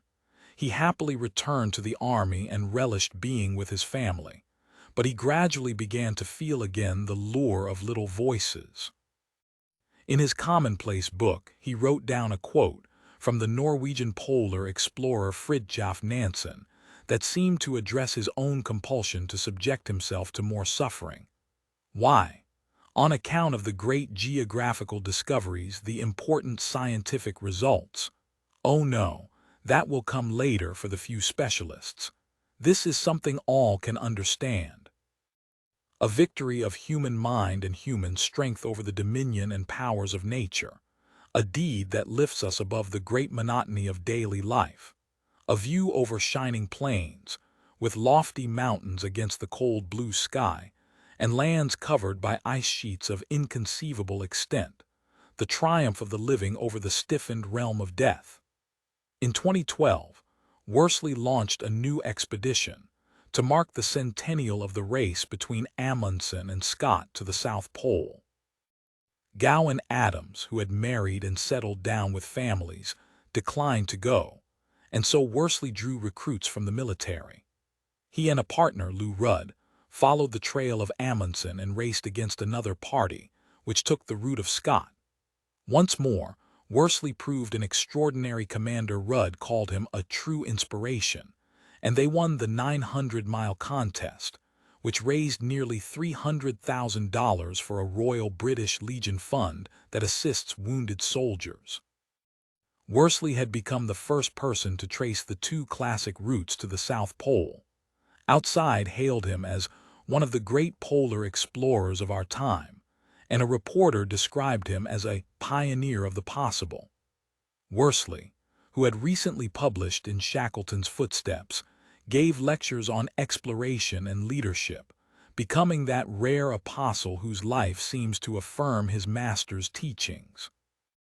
In 2013, he was stationed in Washington, D.C., as the British liaison to U.S. Special Operations Forces. It was his final military posting. In October of 2015, after more than 3.5 decades of service, he would be 55, at that time the mandatory retirement age. Joanna had accompanied him to the States, and she sensed his mind drifting. "Are you doing another expedition?" she asked. A message Worsley carved into the ice on his second expedition. He said that the centenary of Shackleton's endurance expedition would coincide with his retirement, and that he was considering an attempt of the trans-Antarctica crossing that Shackleton had planned before the sinking of his ship. What's more, Worsley hoped to make the 900 nautical mile journey by himself, and without assistance, something that had never been done. Paul Rose, a former base commander for the British Antarctic Survey, which conducts scientific research in the region, called such a trek unheard of, and another explorer deemed it an almost inhuman challenge. For Worsley, the expedition represented the culmination of all his energies. Not only would it be his longest, hardest, and most punishing quest, he would have to survive entirely on his own wits. Henry, though, told Joanna that he would return to Antarctica only if she approved. He was sensitive to the toll that his expeditions had taken on their family. He often struggled to express his emotions, the tumult that he had kept masked, even as it drove him, and in his book he had included a passage that seemed intended for his family, a way to convey what he could not say directly. Looking back now, I realize that I lost track of where my real priorities should lie, he wrote. I can see now that I was not dividing up the time sensibly and making my family feel important and special. He went on, passion for something can so easily tip into obsession, which is a dangerous thing, especially when those affected are the very people who so loyally stand and wait. Joanna, who often joked that the Antarctic was her husband's mistress, had expected that, upon his retirement, they would no longer be apart. But she had never tried to limit his aspirations. He went with my blessings everywhere, she once told a reporter, and she understood how much the proposed trip meant to him. And Henry wasn't just doing it for himself. He hoped to raise $100,000 for the Endeavor Fund, the other charity for injured soldiers. As he later put it, "I want to leave a financial legacy to assist my wounded mates." And so she gave Worsley her backing. The children were equally supportive. Max, who would be 21 by the time of the expedition, and who was helping to build ships in the south of France, had come to terms with his father's adventurous spirit and even lionized him for it. They talked about eventually doing a polar journey together. "Everyone dreams, but Dad's the guy who goes out and achieves them," Max said. In the fall of 2015, before Henry departed on the expedition, he and Joanna traveled to Greece. While visiting ancient sites and drinking wine at tavernas, they plotted out the things they would do when he returned. They would go to India and teach underprivileged children and travel to Venice, where he could study art and she could do charity work. Max recalled, "Mom was waiting 25 years for the moment when he left the army and they could do these things together." Max Worsley supported his father's later expeditions and even trained with him. Worsley no longer journeyed in obscurity, and his plan received admiring news coverage.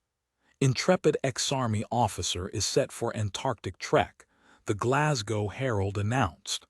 A Washington Post headline declared that Worsley would be all alone on the coldest continent. Worsley was interviewed by National Geographic and by the BBC, whose announcer said, "You must be mad to do it." Prince William invited Worsley to Kensington Palace and signed a Union Jack for him to carry with him on his trip, which was similar to the one that King George V had given to Shackleton before he departed. On October 20, Joanna drove him to Heathrow Airport. She was more worried about this expedition than any other, given his age and the lack of help. In a video that Worsley posted on his website, he had spoken of the risks of journeying solo. The biggest threat, he said, was falling into a crevasse. No one could pull him out or call for rescue. The other major threats, he said, were a severe medical injury and severe weather. But he believed that his meticulous preparations would mitigate the risks. While traveling alone, he noted, "There is no one there to compare thoughts with and seek their opinions on, but I want to do this on my own." He later put the matter even more starkly. "Success or failure of this journey is completely up to me." Alicia, Henry, Joanna, and Max Worsley at Kensington Palace, holding the flag signed by Prince William. At the terminal, Joanna broke down and he repeated what he always told her, "Better a live donkey than a dead lion." Then he kissed her and said, "Onwards." This time, Worsley's route was to begin on Berkner Island, an icebound chunk of rock off the Atlantic coast of Antarctica, south of Chile. From there, he would trek 570 nautical miles to the South Pole. Then, heading in the reverse direction from the one he had followed with Gow and Adams, he would ascend the Titan Dome and make his way down to the rim of the Ross Ice Shelf, on the Pacific side. This second section would cover 330 nautical miles, and he estimated that the expedition would take him nearly 80 days. He was determined to finish before February, when winter set in and the conditions became too perilous for a rescue plane to land. Even Ale shut down in winter. At that point there would be no exit. Worsley had hoped to fly to Antarctica shortly after arriving in Punta Arenas on October 21, but foul weather, our Lord and Master at the moment, as he called it, forced Ale to delay his flight for a week and then another. "Greetings from Patience Camp," he reported on his broadcast. "Unfortunately, this is Patience Camp in Chile." By the time he reached Berkner Island on November 13, he was significantly behind schedule. He would need to arrive at the South Pole by January 1, 2016, a grueling pace. Within moments of exiting the plane, he was packing his sled, which, because of the length of the journey, weighed 325 pounds, even more than on his expedition with Gow and Adams. "Really worried about weight," he had written earlier in his diary. Noting that anxiety builds, he reminded himself that he needed to banish negative thoughts. He pushed off and heard a familiar symphony, the poles crunching on the ice, the sled creaking over ridges, the skis swishing back and forth. When he paused, he was greeted by that silence which seemed unlike any other. His doubts soon dissipated, and after a brief baptismal trek he made camp. The sun was shining and the temperature was a balmy 19 degrees. So happy to be back," he wrote in his diary. "Many days of struggle ahead, but a glorious start. My spirits lifted as soon as I got going. I thought, I can do this." In his broadcast, he described Antarctica as the best place on Earth right now. The next morning, he began what he called his first full day in the saddle. He trekked for 8 hours, listening to tracks by David Bowie, Johnny Cash, and Meat Loaf, and pondering what he might say upon his return in a lecture about the trip. He covered a good 10 nautical miles, but it was a shock to his system. "First few days really are hell, never forget that," he wrote. If he focused on the length of his journey, he would never make it, and so he concentrated on immediate tasks. "It's just chipping away at it, bit by bit, and dealing with the moment," he later said on a broadcast. On the third day, after crossing the 81st degree of latitude, he convened a one-man meeting of the Malt Whiskey Appreciation Society, downing a shot of liquor, which he had cooled with snow.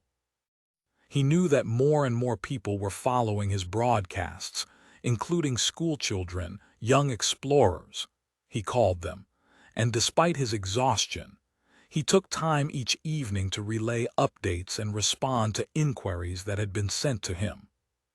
He answered questions about whether he had seen any animal life, sadly not, about his favorite freeze-dried meal, spaghetti bolognese, about his least favorite time of day, preparing to set off in the morning, and his favorite climbing into his tent after a long march.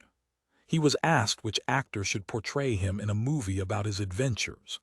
Admitting that his answer offered a strong exposé of my vanity, he suggested Matt Damon for his younger self and Anthony Hopkins for his older self. He even replied to a question about how he went to the loo. "If you need to pee, throw your back to the wind, unzip, and have a pee," he explained. Really not a big deal about that. On the other hand, if you need to go number 2, you need to be a little more organized, particularly if there's a strong wind, which generally there is. This time you face into the wind. You make sure that you've grabbed your outer trousers, your long johns, your pants, and you drop them as quickly as possible. One evening, after answering several queries, he playfully signed off from somewhere in a complete whiteout. The Weddell Sea, home to Berkner Island, where Worsley began his solitary journey. By the end of the first week, he had traveled nearly 70 nautical miles. His body, he reported to listeners, was in remarkably good shape. He just enjoyed a hot meal of chicken cacciatore with rice pudding for dessert. "I am now off to my sleeping bag," he said. Then, as on Shackleton's endurance expedition, everything began to go wrong. On November 22, a little more than a week into his journey, he was engulfed in a whiteout and was pinned down in his tent. "Proper Antarctic storm," he wrote in his diary, noting that there was no chance of moving forward that day. The next morning, the gusts felt strong enough to hurl a small dog. One of the tent poles broke, and he had to repair it. "A salutary reminder just who is in control around here," he said of the conditions. "Trespassers will be punished." He emerged on November 24 and found himself plowing through a dust bowl of ice in which all he could see, hour after hour, was his compass strapped to his chest, and his skis with their metronomic rhythm and experience that he described as miserable, mind-numbing, monochromatic monotony. He was ascending a section of the Transantarctic Mountains, and on November 25 he came upon a steep slope of ice that rose hundreds of feet. He tried to climb with his crampons, but the sled wouldn't move. Again he tried. Again it wouldn't budge. If he didn't keep moving, he would freeze. He decided to lighten his sled and unloaded most of his bags of food and stored them on a flat part of the ice. Then he began to climb. When he reached the top of the ridge, gasping for air behind his face mask, he deposited what he'd dragged up. After a short rest, he scaled back down to retrieve the rest. He made trip after trip. Once, in the poor visibility, he failed to notice the scar of a crevasse, and his foot broke through the surface. He felt himself slipping into the hole which was widening around him. He grabbed the edge and clung to it, dangling over an abyss, before he hauled himself up. When he peered into the chasm, he wrote in his diary, he suddenly felt very alone, vulnerable and scared. His body was weakening more rapidly than on his previous expeditions. Not only was the sled heavier, he constantly had to break track, and he had to carry out alone the tiresome tasks of making camp each night and packing up in the morning. On November 30, after trekking for nearly 3 weeks and traversing 165 nautical miles, he reported that he had aching shoulders, lower back pain, very snotty nose, and coughing due to breathing in cold air. He developed a rash on his groin. His feet were covered in bruises and blisters, and he took a knife to his boots, hoping to smooth the lining and alleviate the pain. One day he suffered from a mysterious stomach ache, which was aggravated by the sled harness yanking at his waist. "Trespassers will be punished," Worsley said. Though he usually maintained a buoyant tone in his broadcast, he was more despairing in his diary. "It was a real physical battle with fatigue," he wrote, adding, "I was stopping literally every minute or so to catch my breath or just get ready for the next exertion required." 2 nights later, after another whiteout, he lamented that he hadn't had enough strength to pull the sledge through the storm. His diary entries became a litany of suffering. Hard day, a very difficult day, a brutal day, awful day floundering around in a complete whiteout. Another awful day worse than yesterday, swimming against a strong tide, still swimming against the tide, totally spent and demoralized. Each morning he unzipped the flap of his tent and peeked out, hoping for clear skies, only to behold what he called more of the white darkness. At times he could not even discern the tips of his skis through the murk, which he wrote was as thick as clotted cream. On December 1 he marched into what he described as the mother of all storms. Trudging uphill with his head bowed against a fusillade of ice pellets, he moved at less than a mile per hour. After many hours he abruptly paused. "I sat huddled on my sledge, down jacket on, wondering whether to go or to stop," he later recalled. It was so windy that he did not know if he could set up his tent, and so he resumed trekking. "My hands took a battering, and often I had to stop to give them some warmth," he said. "And the light was so flat that on 2 occasions, immediately after stopping, I fell straight over, such is the disorienting effect it has on your senses." The next day, he blindly skied over a ridge, and the sled overtook him and pulled him down. His head and back and legs slammed against the ice. The sled flipped over twice, dragging him for 20 yards. He lay splattered on the ice, cursing. When he got to his feet, he nervously checked his fuel canisters. One crack and he would be doomed, but there were none, and conscious of time slipping away, he untangled his harness and set off again. And incredibly, despite every obstacle and every calamity, he was on track to reach the South Pole around New Year's Day. Nothing seemed to stop him. One morning, he forged on even when the conditions were so awful that he conceded that it was crazy to set off. Another time, he wrote in his diary, "I just can't go further, I don't have it in me." And yet he rose the next day and marched onward. On December 18, the 36th day, he walked more than 17 nautical miles, a remarkable trek that took him 15 hours.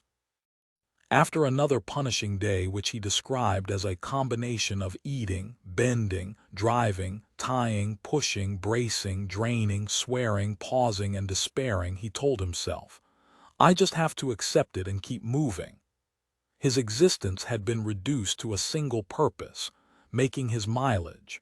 When approaching Sestrugi, he commanded himself to attack, attack, attack. After one such battle, he wrote proudly in his diary that he had stormed the ramparts of every piece that was unfortunate enough to get in my way. He added, "The sledge, now a battering ram and not a burden, smashed through all in its path." When he was asked by his radio listeners how he persevered, he said that it was less about physical prowess than about how strong your mind and will are. Hours at the gym cannot prepare you. Each day, Worsley beheld more of the white darkness. Worsley celebrated after passing another degree of latitude. Robert Swan, a British adventurer who had trekked to both poles, was monitoring Worsley's journey and expressed awe at his daily progress. In an audio message posted on Worsley's website on December 5, Swan said, "His average is fantastic," adding, "He's facing some quite odd conditions, but being Henry, he's slugging it out." In a second message, posted later that month, Swan described Worsley proceeding as if a traffic light were glowing in front of him. "Very, very rarely in your mind do you ever see the color green. For the simple reason if you're in green, you're probably not pushing hard enough. You're thinking about your feet, your legs, your calves, your hips, your arms, your neck, your shoulders, and you're constantly doing these checks to see whether everything's okay," as Henry has said. As he moves towards those last few hours every day, you can feel that he's pushing into the red zone. And the red zone is not a place to stay in, because in the red zone your body is starting to eat itself. You're much more likely to get frostbite. So you live on the edge of the orange, occasionally push into the red, and then, very sensibly, he comes back off the red, back into the orange. And hopefully, when he's into his sleeping bag and speaking to us, you know he's back into the green. By Christmas Day, Worsley was nearly within 100 nautical miles of the pole. Prince William broadcast a message saying, "We're thinking of you at the Christmas period as you're lugging all your kit up and down the slopes and the hills of the southern Atlantic in the Antarctic." Worsley opened a package that Joanna and the children had given him. Inside were miniature versions of traditional Christmas sweets, a mincemeat pie and a fruitcake. Alicia had written him a note that quoted lyrics from the Jungle Book. "Look for the bare necessities, the simple bare necessities, forget about your worries and your strife." And Joanna had included a sample of Amouage Journeyman cologne. "I figured his tent would be so smelly by then," she recalled. On his broadcast, Worsley said, "Packages from home, especially at times like this, no matter where you are in the world, carry special meaning, and none more so for me this morning." Using his satellite phone, he called Joanna and Alicia in London, and then Max in France. Throughout the journey, Worsley had made a record in his diary of virtually every communication that he had had with them. Once, after speaking to Joanna, he wrote, "I do love her so much." Another time, after he received a text from Alicia saying, "I am thinking of you constantly and love you more than ever," he jotted down, "Sweet text from Shrimp," his nickname for her. and he noted that a conversation one morning with Max had lifted my spirits. On Christmas Day, he wrote in his diary, "Lovely to hear their voices." Despite the holiday, Worsley marched 12 nautical miles. As he lay in his tent that night, he lit a cigar, the sweet smoke filling the air, and ate his Christmas treats. It was, he said, like a little heaven. Henry and Joanna on a visit to Greece before his solo expedition. Soon, he was almost at 9,000 feet, the elevation of the South Pole. He was so tired that once, while sitting on his sled during a snack break, he nodded off, even though the wind chill temperature was -22. "I may be drained of all power and energy," he reported on a broadcast, "but I still seem to have the will that says to my heart and nerves and sinews, hold on." He kept telling himself, "Keep your eyes on the prize." On January 2, only a day behind schedule, he reached the pole. He was greeted by a group of well-wishers from the Scientific Research Station. They were the first people he had seen in 51 days. But this was not the climax of his journey, it was only the end of the first phase, and because he was making his trek unaided, he couldn't go inside the base to receive a hot meal or even to take a bath. "It was weird arriving here and not stopping," he wrote in his diary, adding, "Very tempting to stay at pole, eat and sleep." But he set up his camp as usual, maintaining his self-imposed exile. During his broadcast, he told his listeners, "I owe so much to all of you for your support in getting me this far. I cannot emphasize too strongly just how much it has urged me on over the darker days, of which there have been many.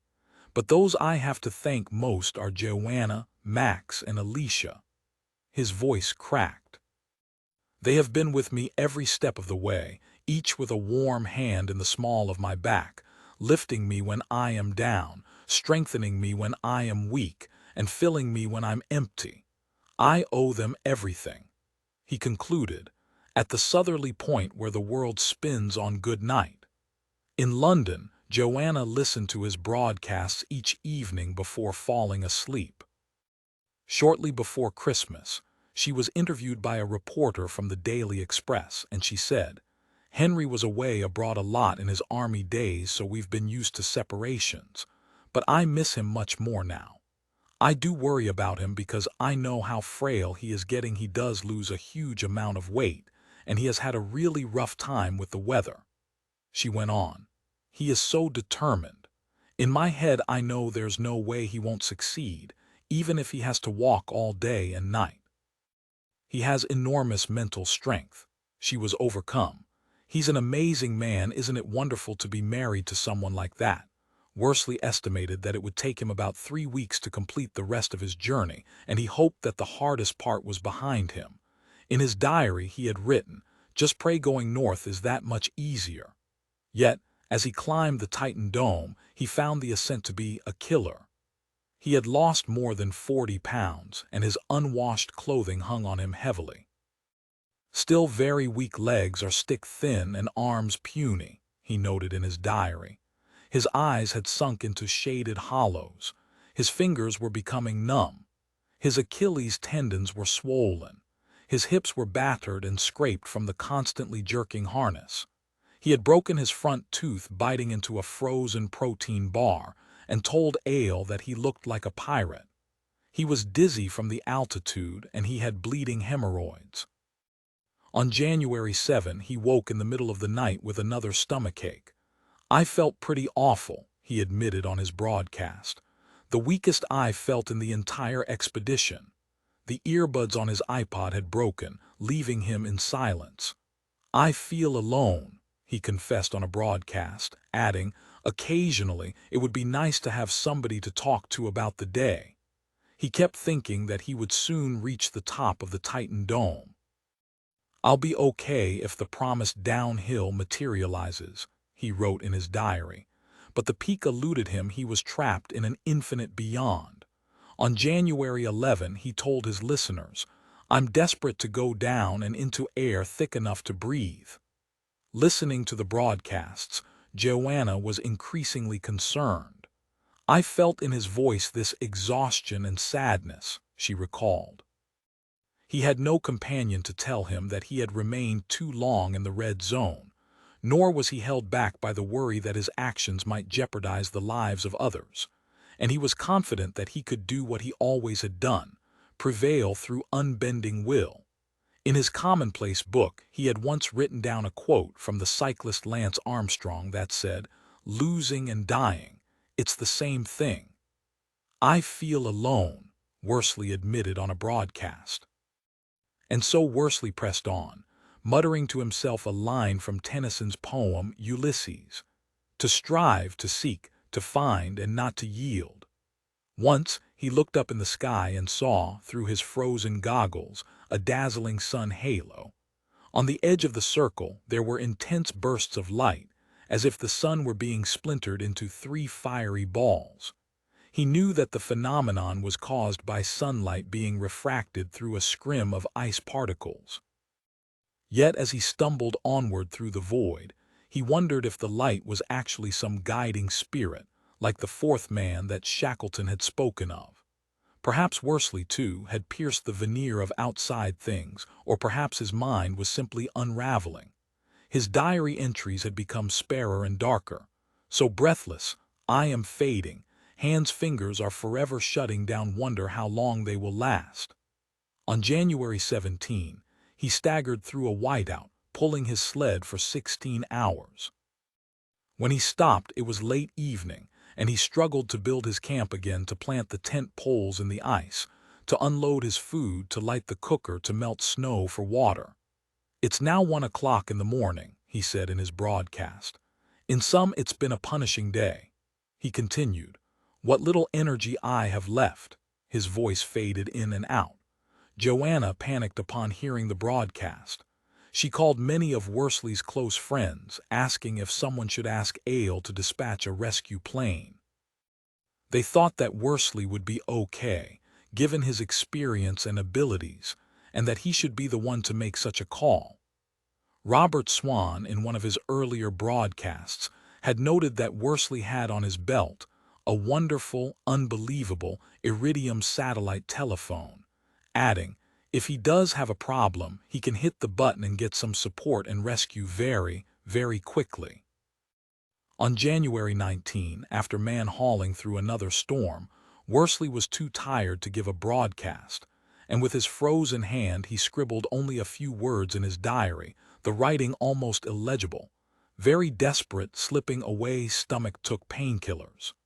He was incontinent, and repeatedly had to venture outside to squat in the freezing cold. His body seemed to be eating itself. The next day, the 69th day of his journey, he could drag his sled for only a few hours. He built his tent and collapsed inside. At one point he called Max on the satellite phone, waking him in the middle of the night in France. All Henry kept saying was, "I just want to hear your voice, I just want to hear your voice." Max told him, "You will always be a polar warrior in my eyes. You just need to pull out and come home." On the morning of January 21, Joanna spoke to him. He was suffering from, as she put it, complete shutdown. He couldn't even muster the energy to boil water or to brush his teeth, and she pleaded with him to call Ale and evacuate. "You've absolutely got to call them," she said. He told her that, though he wasn't going to leave the tent, he needed some time to think through what to do next. He spent the day wrestling with his predicament, wondering what Shax would do. Worsley had written in his diary, "Just want it all to end," adding, "Miss everybody badly." But the GPS had informed him that he had finally passed the apex of the Titan Dome and had started to descend. History was within his grasp. In his diary he had written, "Never ever give in." It echoed a lesson from one of the Shackleton self-help books which Worsley had once posted on his website. Never give up, there's always another move. But maybe that was wrong.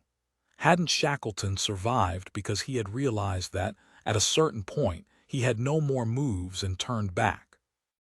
Unlike Scott and others who went to a polar grave, Shackleton reckoned with his own limitations and those of his men. He understood that not everything, least of all the Antarctic, can be conquered, and that within defeat there can still be triumph, the triumph of survival itself. On January 22, after 71 days and a trek of nearly 800 nautical miles, Worsley pushed the button and called for the most expensive taxi ride in the world. "Greetings, everybody," he said on his broadcast. "When my hero Ernest Shackleton walked 97 miles from the South Pole on the morning of January 9, 1909, he said he'd shot his bolt." Worsley continued, "Well, today I have to inform with some sadness that I, too, have shot my bolt. My journey is at an end. I have run out of time and physical endurance and a simple, sheer inability to slide one ski in front of the other. My summit is just out of reach." But he sounded relieved. "I'll lick my wounds. I will heal over time and I'll come to terms with the disappointment." His spirits were buoyed by the outpouring of donations to the Endeavor Fund, which had exceeded his goal and would eventually surpass $250,000. "It is incredible and does make me smile," he said. He explained that the rescue plane would arrive shortly and that he was looking forward to a cup of hot tea. He concluded, "This is Henry Worsley, signing off at Journey's End." He had already told Joanna of his decision and she couldn't wait to see him and hold him. As she later noted, "Obviously, he will feel disappointed, but Shackleton never reached his goals and what Henry has done is extraordinary." She notified Max and Alicia and many friends, all of whom expressed relief that he had decided to come home, or, as Joanna thought of it, "He chose us." When the plane arrived, later on January 22, he rose proudly and walked under his own power, though he needed help climbing the stairs into the cabin. He knew that he had made the right decision. He had seen his naked soul. Worsley was flown to Ailes Base Camp on the other side of Antarctica, where, according to a company report, he was talking happily about home and his upcoming lecturing engagement. That evening, he called Joanna and said, "I'm having a cup of tea and I'm going to be fine." "I love you so much," she said. "Darling, I love you too," he said, promising to call her the next morning. Around 2 in the afternoon on January 23, the phone rang. But it wasn't Henry, it was Steve Jones, Ailes Expedition's manager. He explained that the doctors had discovered that Worsley was suffering from bacterial peritonitis, an infection of the thin tissue that lines the inner wall of the abdomen. It might have been caused by a perforated ulcer, and if an infection spread into his bloodstream, it could produce septic shock. Ailes had flown Worsley to a hospital in Punta Arenas, and he was being rushed into surgery. He was still talking about his family and his upcoming lecture, as if unable to comprehend the sudden turn of events. Hadn't he turned back? Jones asked Joanna if she wanted to speak to him. She feared delaying the operation and said no, promising to be on the next plane to Chile, flying to Ailes Base Camp. She caught the first flight out and arrived in Santiago, where she waited for a connecting flight to Punta Arenas. While she was in Santiago, she met the British ambassador to Chile, Fiona Clowder, who told Joanna that Henry's condition was grave. Joanna continued to get updates from the hospital and was informed that his liver had failed. "You can live without a liver, can't you?" Joanna thought. Then she heard that his kidney had failed and thought, "Can't you live without a kidney?" Then, just before Joanna was to board the plane for Punta Arenas, the ambassador got a call from the British embassy. Afterward, Clowder knelt beside Joanna, held her hand, and said what Joanna already knew: Henry was dead. Accompanied by the ambassador, Joanna flew to Punta Arenas. She went past city streets and pedestrians but didn't see anything. It was as if she were in a whiteout. She was taken into a church, light filtering through stained glass windows, a cross on the wall. In front of her was an open wooden casket. Henry was inside. She had been told that several rock specimens had been found in his possession when he was evacuated, which was so like him, to carry them even as he was struggling to pull his weight. She looked down at his face. "I was completely terrified," she recalled. But he looked incredibly peaceful, almost happy. She leaned over and kissed him, his skin still warm. Joanna was filled with regrets. She wished that she had spoken to him before he had gone into surgery. She wished that he had abandoned his quest sooner and that she had called Ale herself. "I'll feel guilty for the rest of my life," she said. She was facing an absolute wall of pain, her own Antarctica. Joanna called their children. Alicia, who had always shared some of her father's stoicism, nearly collapsed. Some time later, she looked through her father's writings about his journey and found a line that has stayed with her. "You are sitting on a large white plate looking out to the edge, and I would draw myself back up into the sky and into space and look down and think of myself as this atom on an ice cube in the middle of nowhere." Long afterward, Max found himself waiting for his father to appear. "He was always the invincible man, not physically, but mentally, and I still expect him to come back," he recalled. "I'm still waiting." Despite his grief, he was overwhelmed with pride when he thought of his father. "If I'm even half the man Dad turned out to be, I'd be so pleased." Whereas his father would ask himself, "What would Shax do?" Max asked himself, "What would Dad do?" When the news of Worsley's death reached Great Britain, Prince William said, "We have lost a friend, but he will remain a source of inspiration to us all." The press hailed Worsley as one of the world's great polar explorers and a hero from a bygone age. He was posthumously awarded the Polar Medal, which had been given to Scott and Shackleton. In a Facebook post, Nancy F. Cohen, the author of the book Ernest Shackleton, Exploring Leadership, wrote, "Worsley considered Shackleton his hero, and now we see Worsley as one of ours." The funeral was held on February 11, 2016, at St. Paul's Church in Knightsbridge. Hundreds of people gathered, among them Prince William, General Nick Carter, Henry Adams, and Will Gow. In tribute to Worsley, many of the mourners wore brightly colored ties or scarves. Although Worsley's remains were cremated, there was a casket draped with polar star white roses. His military medals had been placed on the lid, resting on an embroidered cushion that Worsley had sewn, depicting Shackleton and his men. In a eulogy, Adams said of Worsley, "His exploits and the way in which he undertook them have quite rightly seen him portrayed as a hero, but I'm not sure he would have been entirely comfortable with that moniker. His heroism is just one part of the fabric of an incredibly rich character." He went on, "He was primarily a father and a husband. He was a soldier. He was an artist, a raconteur. I loved him as the kindest of friends and the most honorable of men. He had the most substance of any man I have ever met." Max rose to speak. Tall and thin, with curly black hair and intense brown eyes, he was as striking a man as his father had been. Max recited the poem that he had written about Antarctica when he was 13 years old and his father was embarking on his first expedition. "What beauty is seen through the mist of white snow, the depths of Antarctica, where no one will go. The biting wind will freeze thoughts from your mind, and the deathless cold will leave you behind. Now that it's morning the beauty shows, and as the sun rises Antarctica glows. And as I leave this beautiful land, the life beyond me starts to expand." Max, Joanna, and Alicia Worsley visited South Georgia Island in 2017. In December of 2017, almost 2 years after the funeral, Joanna, Max, and Alicia traveled by boat to South Georgia Island. "I wanted to go to the place Henry so loved," Joanna said.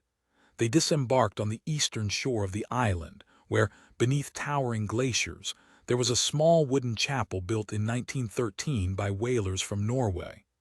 Joanna and her children held a ceremony for Worsley in the chapel.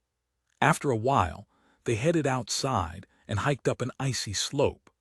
A light snow was falling, and Joanna had wrapped herself in the down coat that Worsley had worn on his final expedition. "I felt as if he was walking beside me," she recalled. She and her children climbed until they reached a peak that overlooks the cemetery where Shackleton is buried. They had brought a wooden box, which Worsley had made for one of his expeditions. Inside were his ashes. At the chapel, Max, who had begun to contemplate attempting his own polar expedition, had recited the sonnet about Shackleton that his father had loved. All striving done and life's set prize attained. Not geographic goals, but greater far the pinnacles of leadership you gained. Joanna and her children dug a hole and buried Worsley's ashes in the frozen earth.